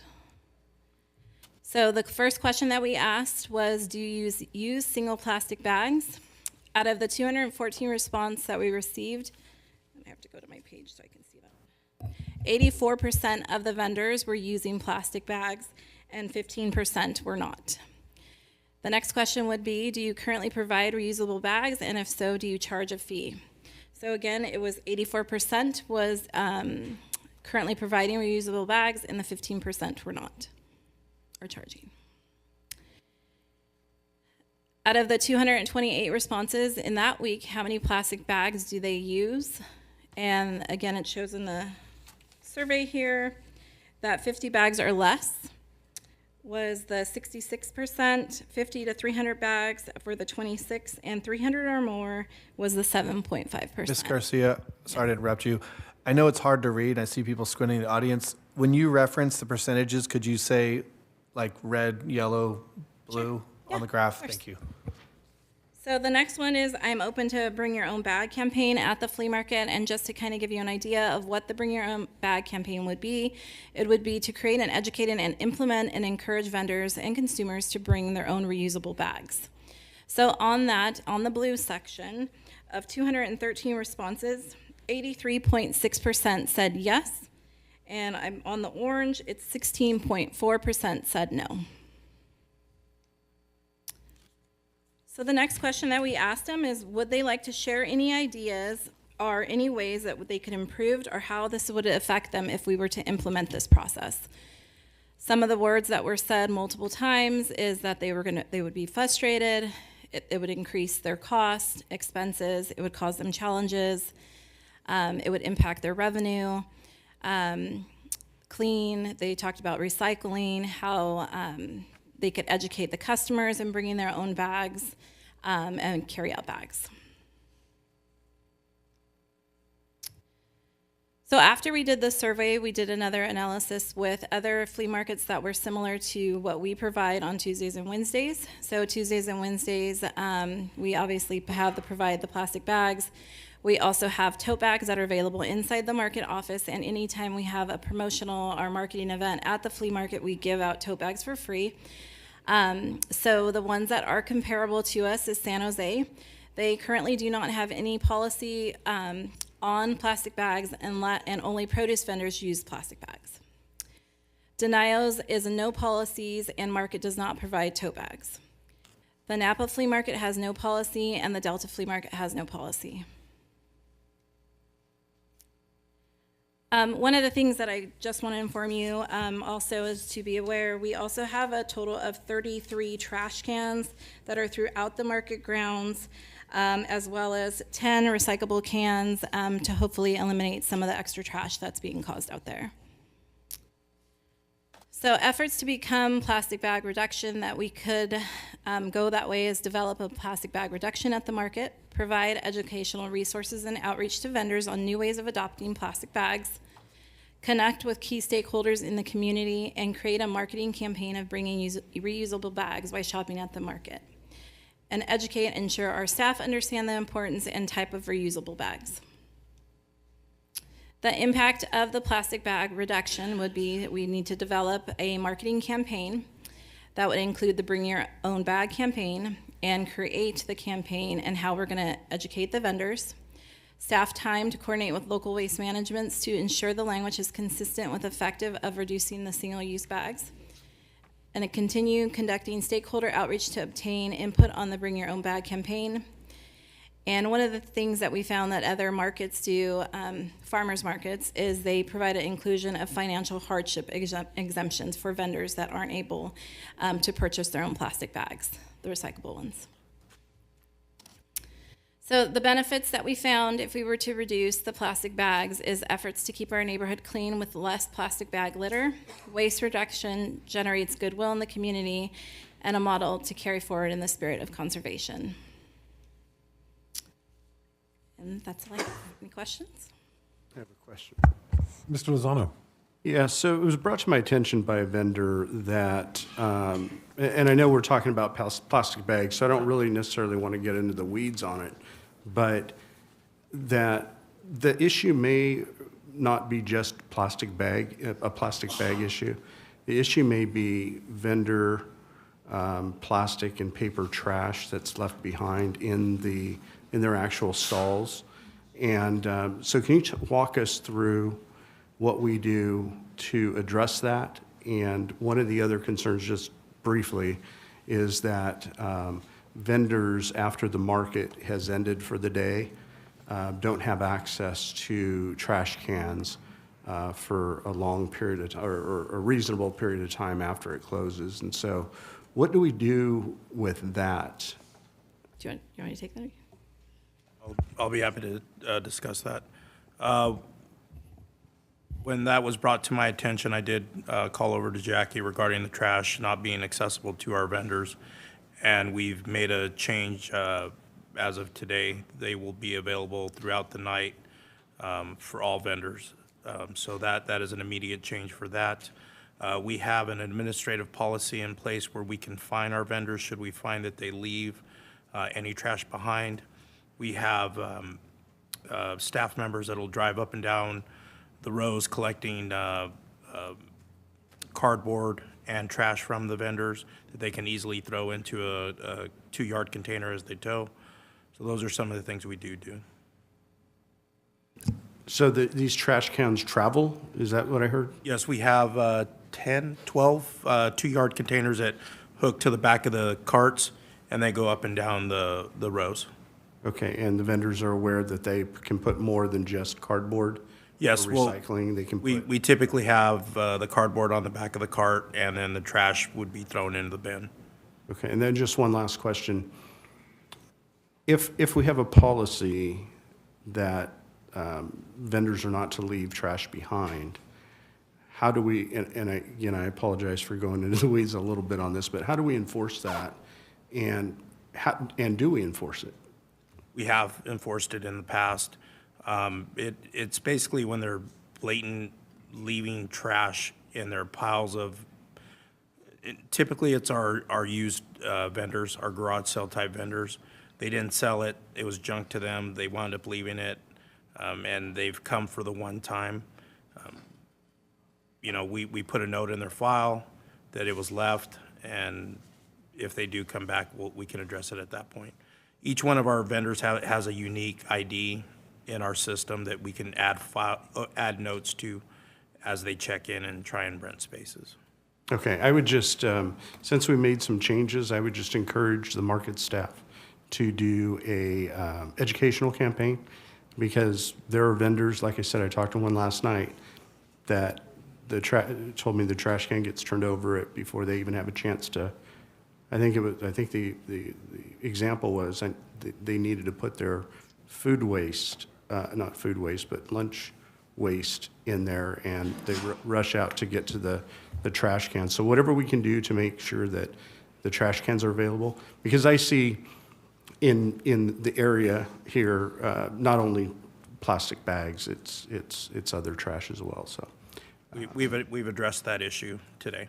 Okay, and then, like I said, just if we can, moving forward, make sure that our vendors are aware of that and what the new policy is going to be on trash containers. Thank you, sir. Anybody else? Mr. Farmer? First, Jackie, thanks for the presentation. Very interesting. I did have a conversation with Mr. Solis today. We had a conversation a while back about this, and for anybody who's been paying attention, this was kind of like pushed forward by myself, but I do appreciate the council allowing it to be an agenda item so we could, visit this. I think it's no secret that like one of my big crusades is to keep Galt clean. I'm a firm believer in the broken window theory, and I think, if you keep Galt looking nice, it's going to be contagious, and my efforts to continue anything that's going to help that are always going to be, in my heart. So, and I believe by leading by example. I know the presentations show the other markets, and it's disappointing I don't see that. I saw the one about Delta, and I just laughed. It's like, if I wanted to be like Delta, I'd probably just dump more garbage in town, because Stockton is, I don't look at them as an example of what to follow. So I look at them as what not to be like. But, in our community cleanups that we've done, that beautification started years ago, and that the Youth Commission and all these, other people participate in, you know, what we always found was the biggest offenders of litter were always businesses, like the parking lots, and the businesses were always really the worst places. And the Galt market is a big business. It's one of the biggest. I mean, second to Walmart, it's probably the most. And the fact that it's an open air market is what makes it challenging, because the garbage tends to blow out of sight of the footprint of the market, especially on bad days.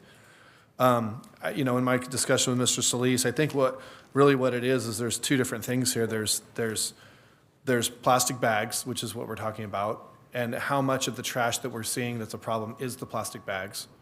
And then there is who's committing who's the biggest offender. Is it the vendors, like have been discussed, who are making the mess, or is it the customers, is it the people that are coming into our town and then buying stuff, and then they go out in the parking lot and they go, you know, we don't live here, and they just throw their garbage on the ground? I mean, it's probably both.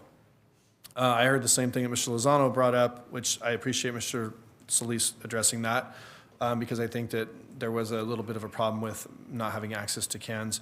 I don't believe the garbage that I witnessed, and I live near the market, and I drive through there, that parking lot frequently, and leading up to this tonight, a couple months ago, I actually stopped after a market day and picked up a whole garbage bag full of what was garbage, and then I went home and laid it all out and like took photographs of it all, and the majority of it was plastic bags.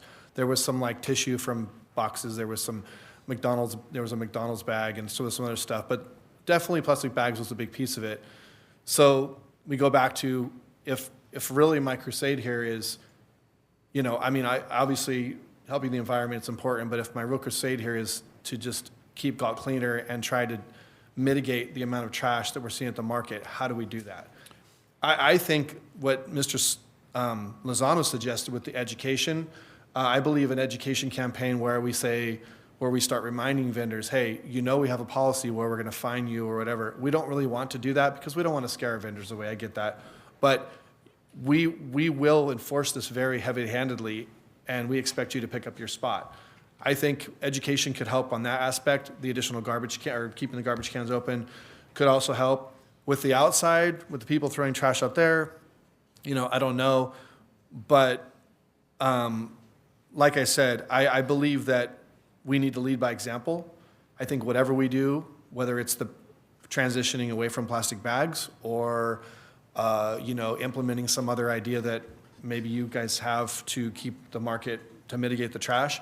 But all I know is that I have people come to me that live in the neighborhoods, and they said, thank you for Parks and Rec staff, and you know some of the people that we've dealt with. Thank you for them coming and cleaning up. You guys have given phone numbers and say, if you have any garbage in your yard, you call me personally, I'll send somebody out and we'll take care of it. And you guys are good about that, and I hear that.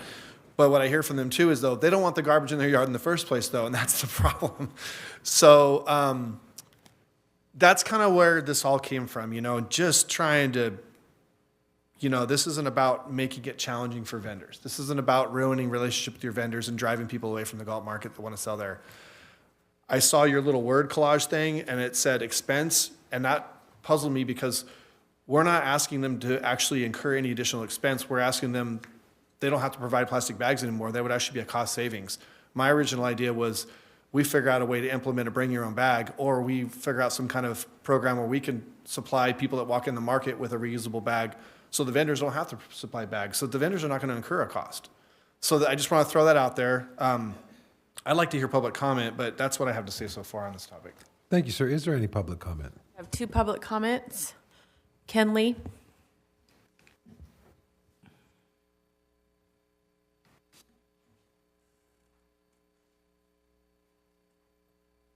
Good evening, council members. I'm Ken Lee, currently living at Galt Place Senior Apartment. Within the market, it's not the public dumping. If you go there before 2 o'clock, there's no trash on the ground. No plastic bags, no trash. You don't see the trash until the vendors pack up at 2 o'clock. There's no vendor using reuse bags.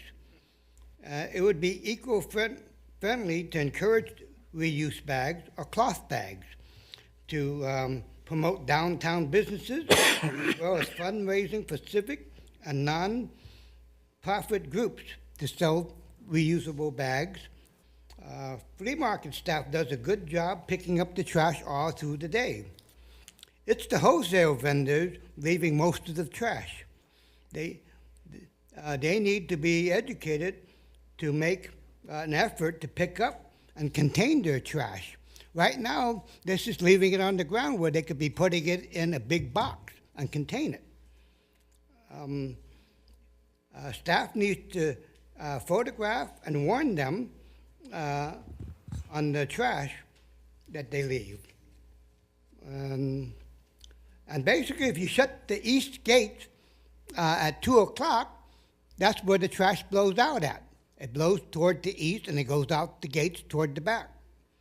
And vendors need to cut down their boxes because that's the biggest fill up of the trash containers is people leaving the box whole instead of cutting it down.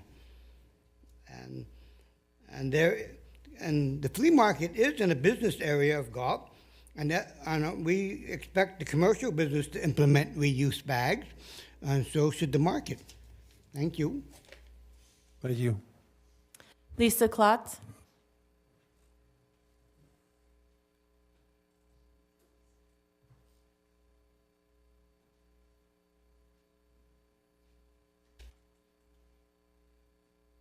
My name is Lisa Klotz. I am the Education Coordinator at Cal Waste Recovery Systems. And I want to thank you for allowing me to speak this evening. I'm here tonight because we received some questions at Cal Waste about this issue and about plastic bags. And so I was asked by management to come and give you an educational point of view. So the point about plastic bags that I really want to make right now is that plastic bags, plastic film of all kind, bubble wrap, anything that's wrapped around a product, any of those kinds of things, they are not allowed in the recycling bin. So when you're talking about having a trash bin and a recycling bin, we need to be sure that they're headed to the right bin, because none of those things, plastic bags, plastic wrap, bubble wrap, is allowed in the recycling process.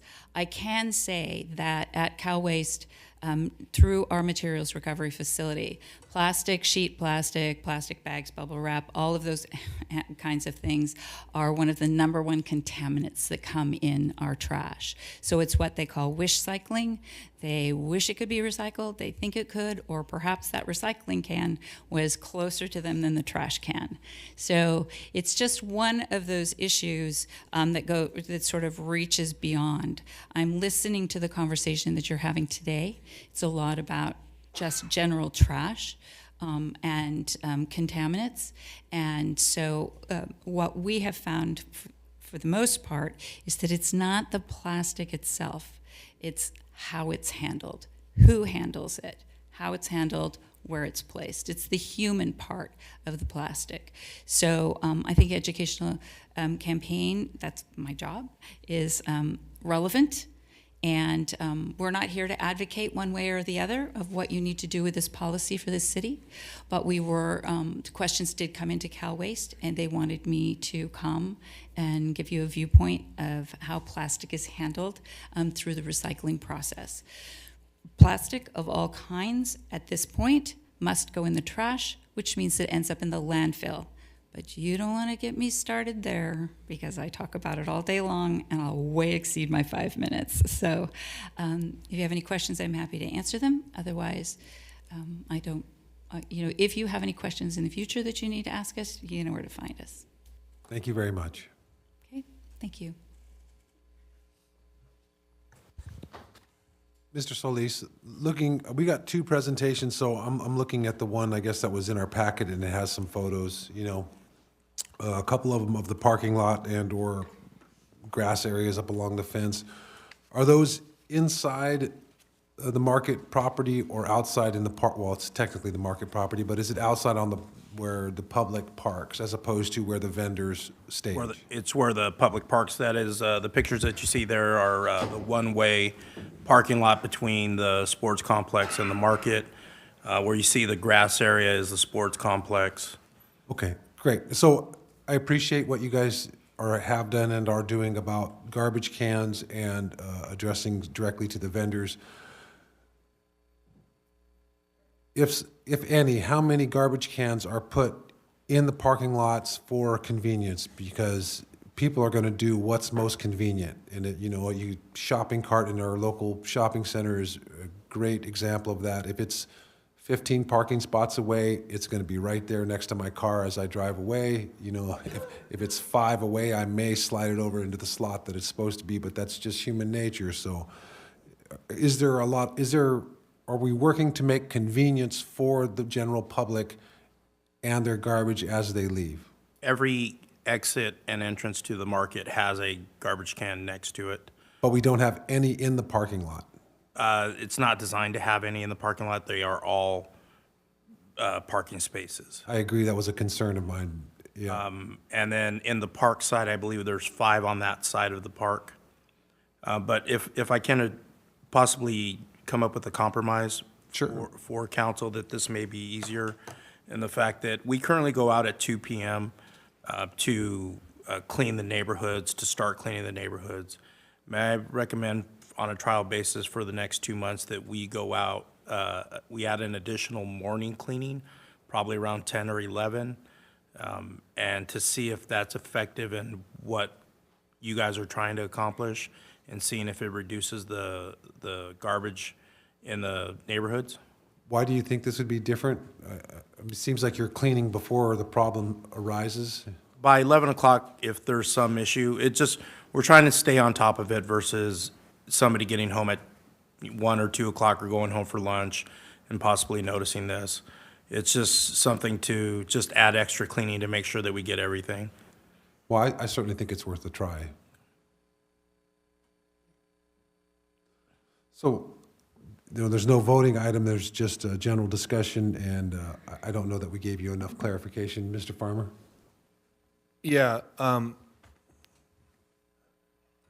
I appreciate the compromise. I think that'd be a good place to start. I think if you, based on our conversation earlier today, I think you hinted that you thought there was a lot of trash being left outside the market. You kind of mentioned that you think that it's less about trash blowing, getting outside the market, unless on windy days, of course, or something, but it's more about people actually depositing that trash in those areas in the first place, outside in the parking lot. So if you guys could, you know, redirect some sort of manpower, if you're possible to do that, to try to mitigate that for a time period and see if that makes an impact, I think that'd be a good place to start. I think that, along with the education on the current policy with vendors, and the keeping the cans available longer, like you already mentioned you've done, I think those 3 things could potentially, you know, have an impact. And so I would be willing to start with that and then maybe revisit this, you know, maybe come springtime and see what the feeling is. And, you know, I'll keep an eye on it too, obviously, and see my thoughts. But I don't want to just kill the conversation about the plastic in general, because I think there's a bigger concept to it too, that outside of trash and how we should be, you know, being good stewards. One thing that jumped out at me with Lisa's comment was that she was saying, you know, let's just assume that everybody did a good job throwing away their, let's just say that this works and everybody's doing a great job and the grounds are so much cleaner. What we're still left with is 300 vendors and God knows how many people come to our market, bringing these plastic bags into our community that end up in our landfill. If we could eliminate these people bringing these bags into our community in the first place, it's just less garbage being brought into Galt. So that's what her comments made me think of. So I think long-term, I still think I want to look at something of a policy change, but I think in the immediate future, I like your compromise and I'd be willing to go that. I thank you for bringing that up. So that's what my input is, Mr. Mayor. I don't know if... Thank you. I would agree with that. You know, I think maybe the only thing I would add is if there's a couple of extra trash bags on, I guess it's the east side, if there's a grass area past the sidewalk, you could put some garbage cans, perhaps, just convenience. Any other, you know, we need at least 3 people to agree for consensus, so. I like where you guys are going, and I appreciate the work, and I'm confident that you working with the Cal Waste, who we have a very good relationship with, you'll continue down the road of addressing the problem. Thank you. I believe that makes 3. Makes 4, he says. Okay, very good. Okay, so with that, that should end the discussion. We'll move on to the next subject. Item 3, Kiwanis Club donations. Mr. Solis. Yes, Mayor and City Council. A little background on the City of Galt's relationship with the Kiwanis Club. In 2007, the Kiwanis Club had entered into agreement with the city to purchase bag dispensers, providing them to the city for our dog park located at Monterey Park.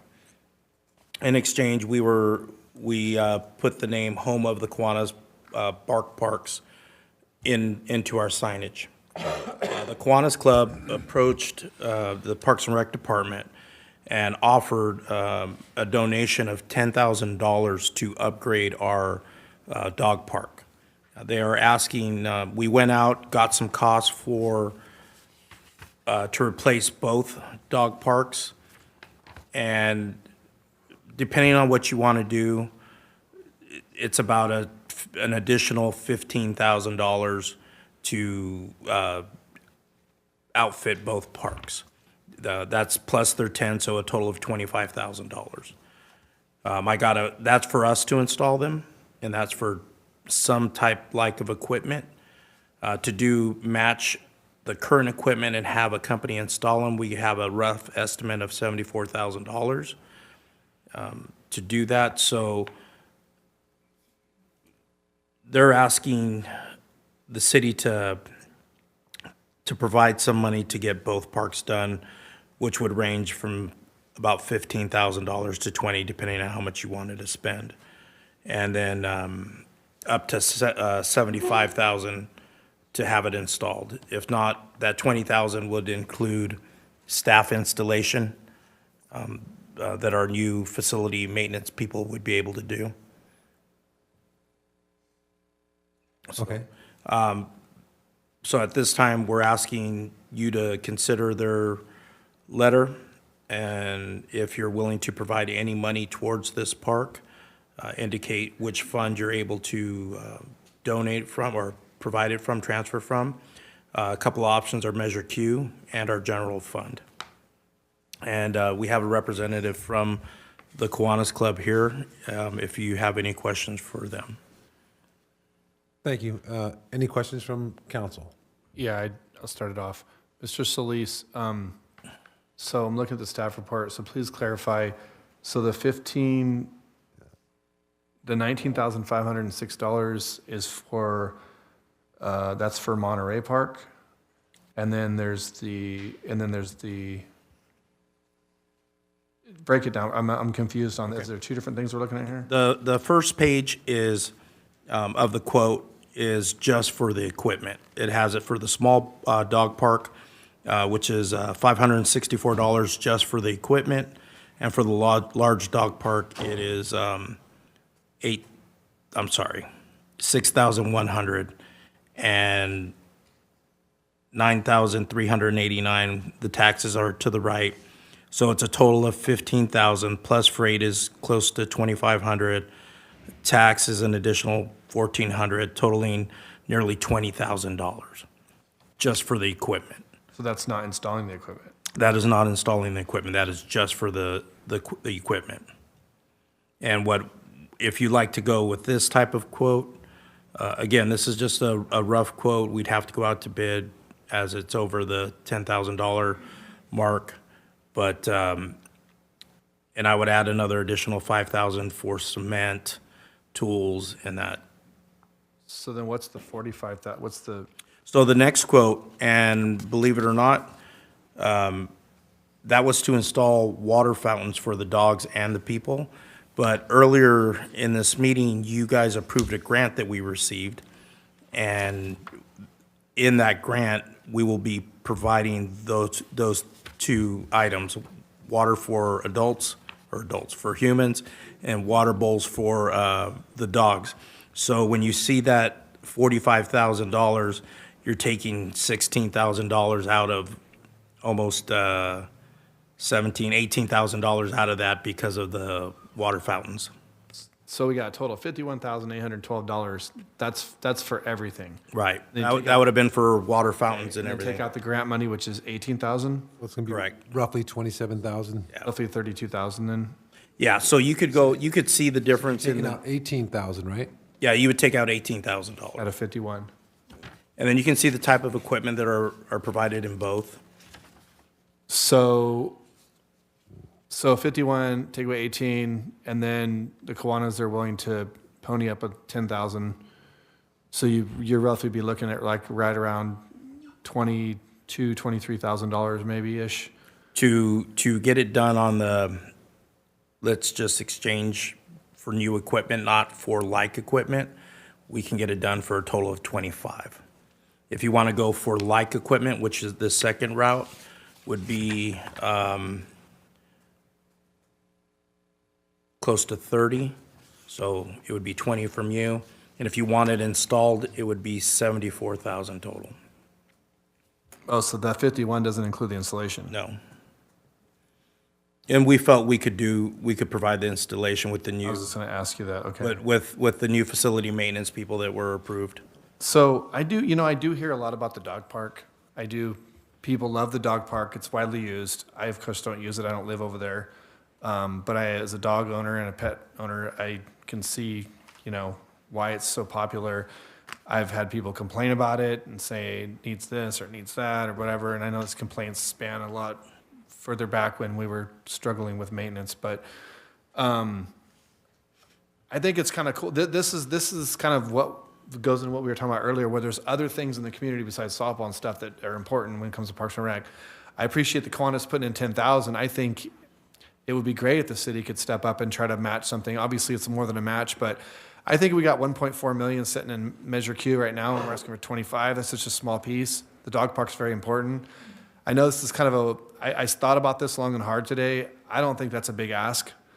If you guys are willing to do it with staff install to save money there. So I actually would support, the community's stepping up and they're chipping in. I think that's a good example.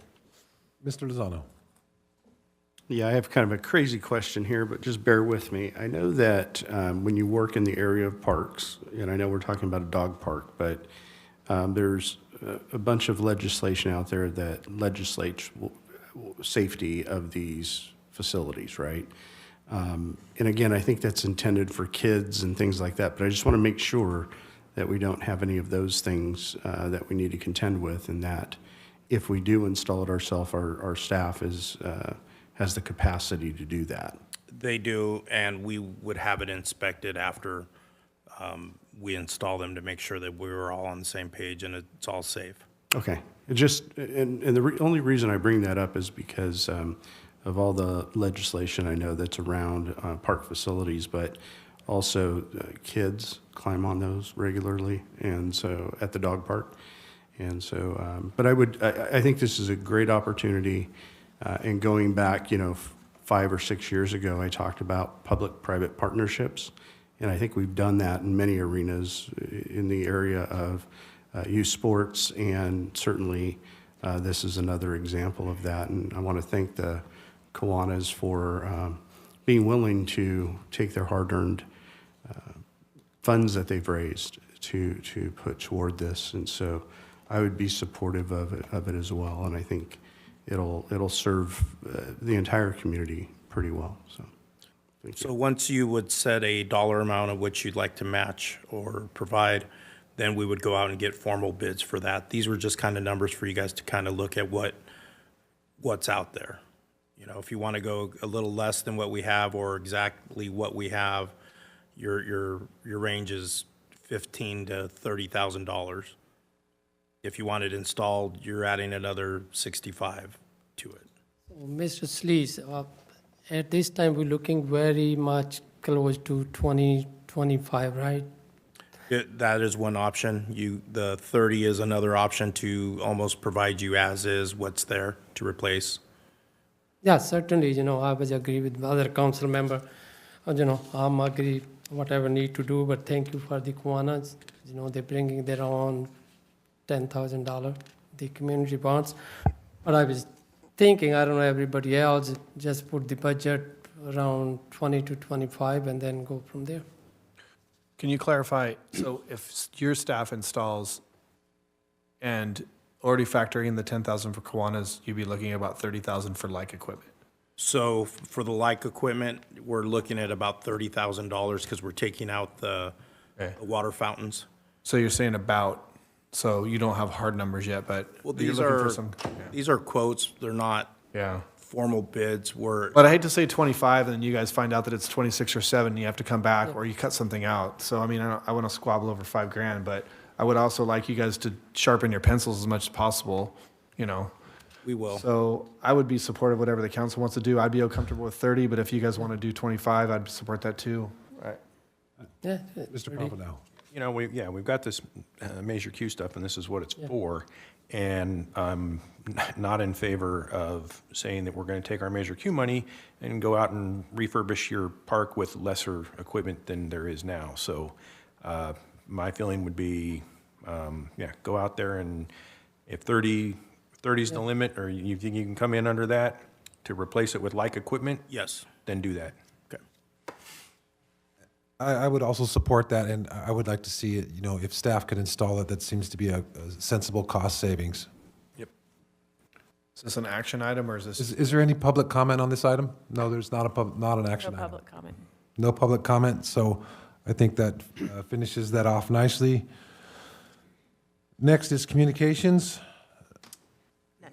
Then last, or not last, but next is city clerk report, mayor and vice mayor appointment, agenda report by Ms. Hubbard. I'm going to turn the directions over to the city attorney. Sorry, the chief of police was talking to me. Yeah. So the council, I'm pretty sure knows the drill, but for the benefit of the public and just as a reminder, the process here is a nomination process. City clerk will open up the nomination period for the election of the mayor first, and any council member can nominate any candidate to be the mayor. We will, after all the names are nominated, the city clerk will close the nomination period, and then she will do a roll call vote on each of the candidates in the order in which they were nominated. So the first named candidate will be voted on first, and the first one to get a majority, first candidate to get the majority roll call vote will be the mayor. So if 3 candidates are mentioned, the first one is voted on and you get 3 votes, then that person will be the mayor. There's no need to do the second and third roll call votes for the second and third candidates. And then we'll move on to the election of the vice mayor. That new mayor that was just selected would then open the nomination period, and we would do the same thing with the election of the vice mayor. So unless there's any questions, Tina? Any questions? Nope. Okay, I hereby open the nominations for mayor. I Nominate Jay to continue. I nominate Vice Mayor Paul Sandu. You have to have seconds on something? No, I'm making notes real quick. Okay, so for the nomination for Jay Vandenberg, Vice Mayor Sandu. Yes. Councilmember Papineau. He has a question. Oh. Uh-huh. You going to? I'm first going one, in right? Yeah. Say order. No. So just to clarify, your vote's a no. We're voting on Mr. Vandenberg. Jay Vandenberg. Right, And he voted no, correct? Okay, that's what I was asking. No. Councilmember Papineau? Yes. Councilmember Farmer? No. Councilmember Lozano? Yes. Mayor Vandenberg? No. On the nomination for Paul Sandu, Vice Mayor Sandu? Yes, I'm going to open the vice mayor nomination. No. No, We're voting on your name. Yes or no for you, sir? Yes. Councilmember Papineau? No. Councilmember Farmer? Yes. Councilmember Lozano? Yes. Mayor Vandenberg? Yes. Okay, we have Congratulations, Paul. majority vote. Thank you. Thank you for this.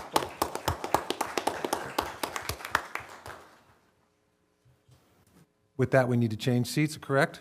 You're fine right there for now. Okay. Oh, you're in charge, sir. So now you'll open the nominations for vice mayor. I'd like to open the nomination for vice mayor, and I also like to nominate Jay Vanderberg for vice mayor. I would like to nominate Rich Lozano as vice mayor.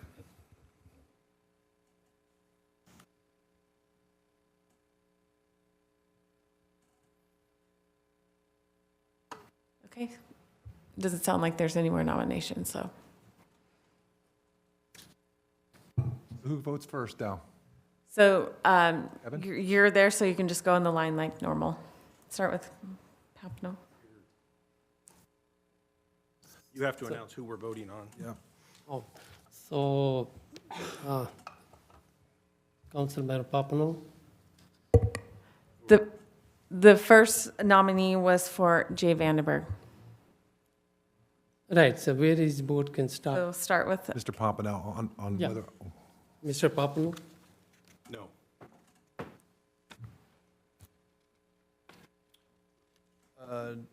No. No. yes. Yes. Next was Rich Lozano. oh, So, yeah, go ahead. Mr. Papano? Yes.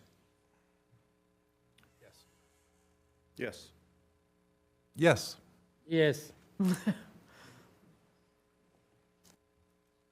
okay, so Rich Lozano is vice mayor.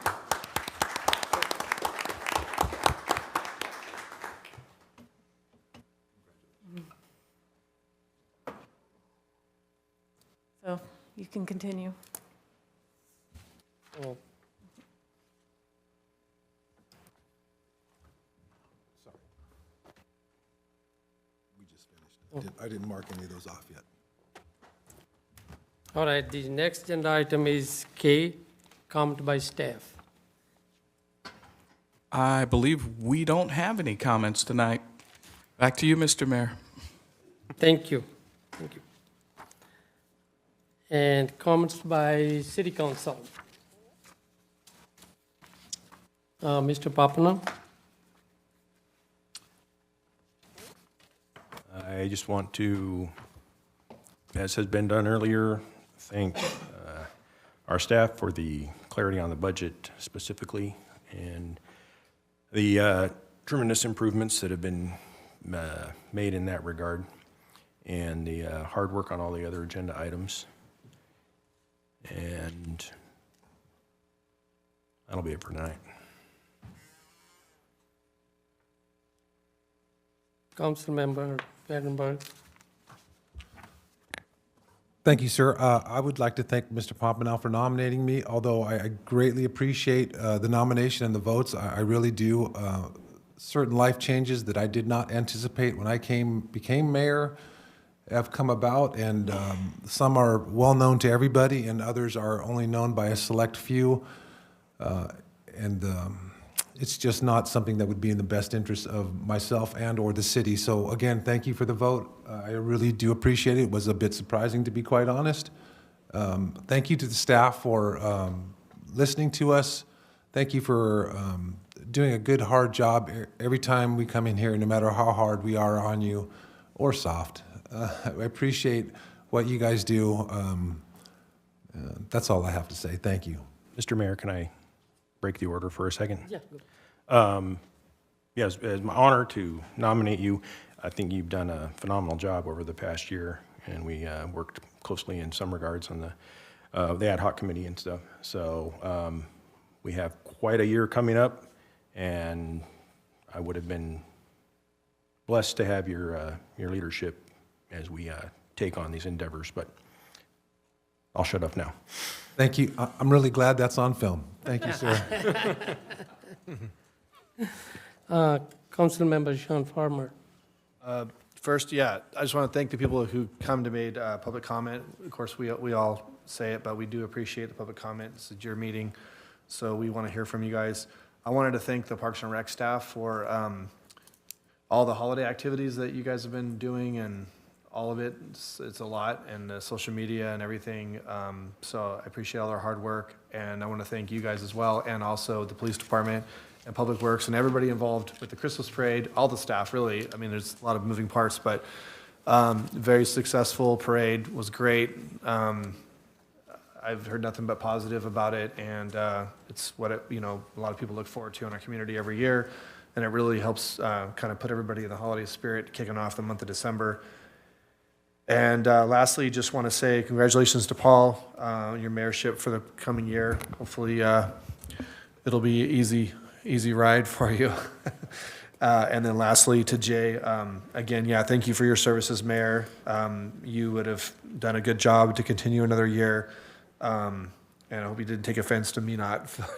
I knew that you weren't up to it, but I felt also too that Mr. Lozano was, it was more fitting to him to serve in that second capacity. So, but thank you for your service. You've done a great job. It's not an easy job, as I know, because running the meetings and then having your own notes about what to talk about and having to control everything, it's not easy. It's very difficult. Luckily, we have you around to keep it lively. All right. Well, anyways, so thank you for doing that for the year. Thank you. And with that, that's all I have.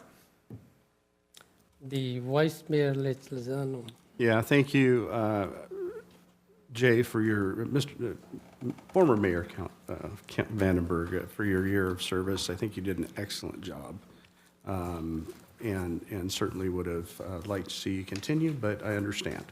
And thank you for all your hard work and keeping our meetings in order as best you can.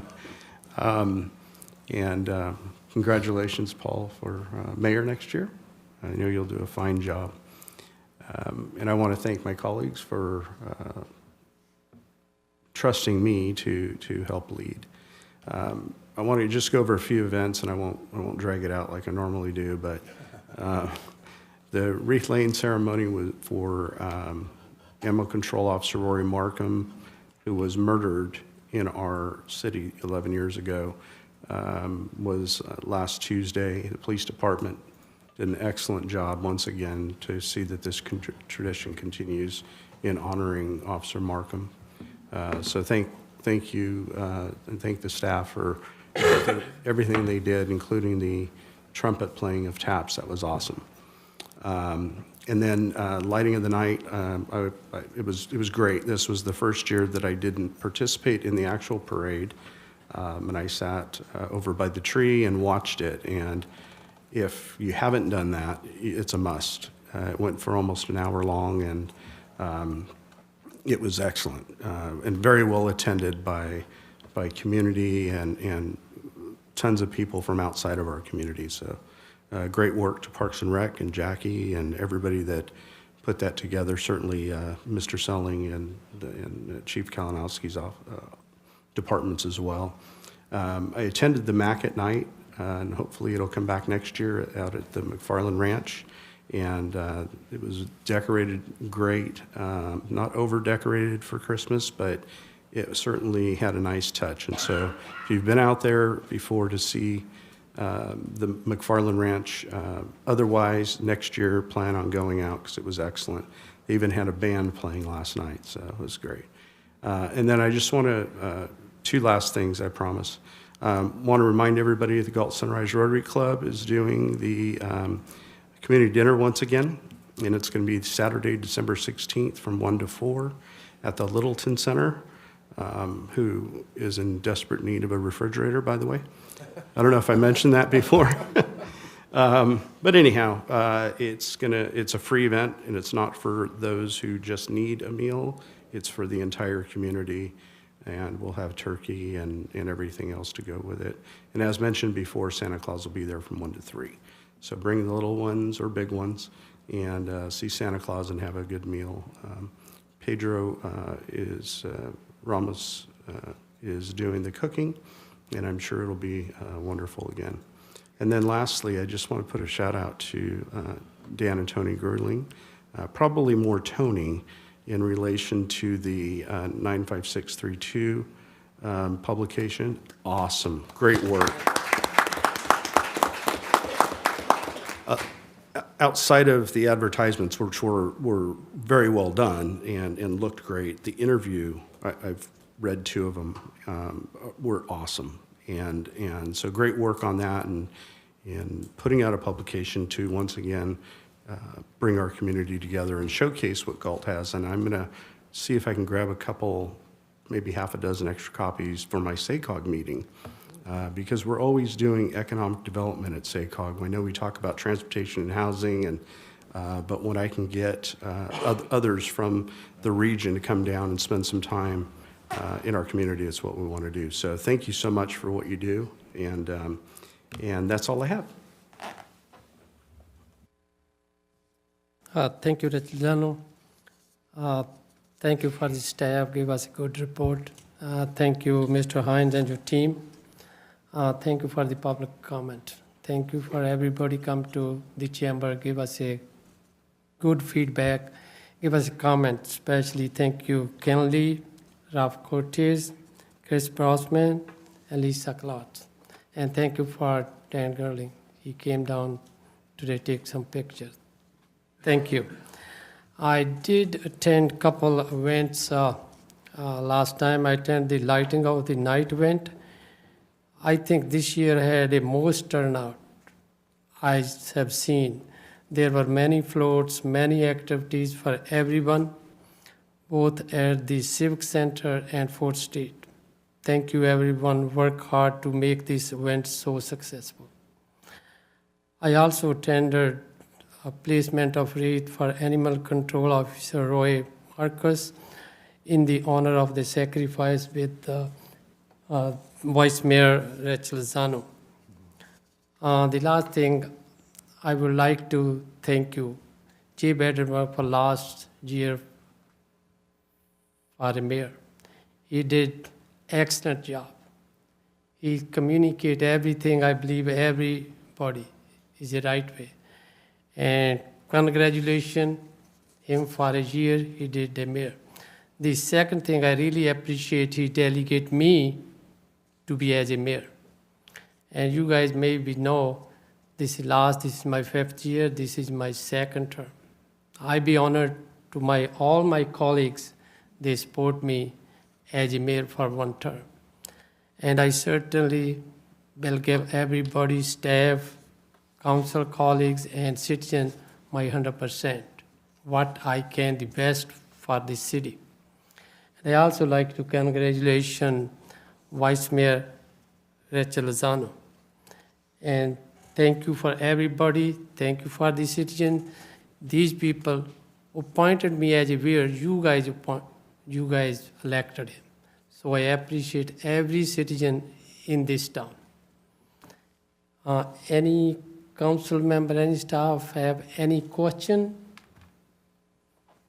If it's not, then I'm going to adjourn that meeting 8:21.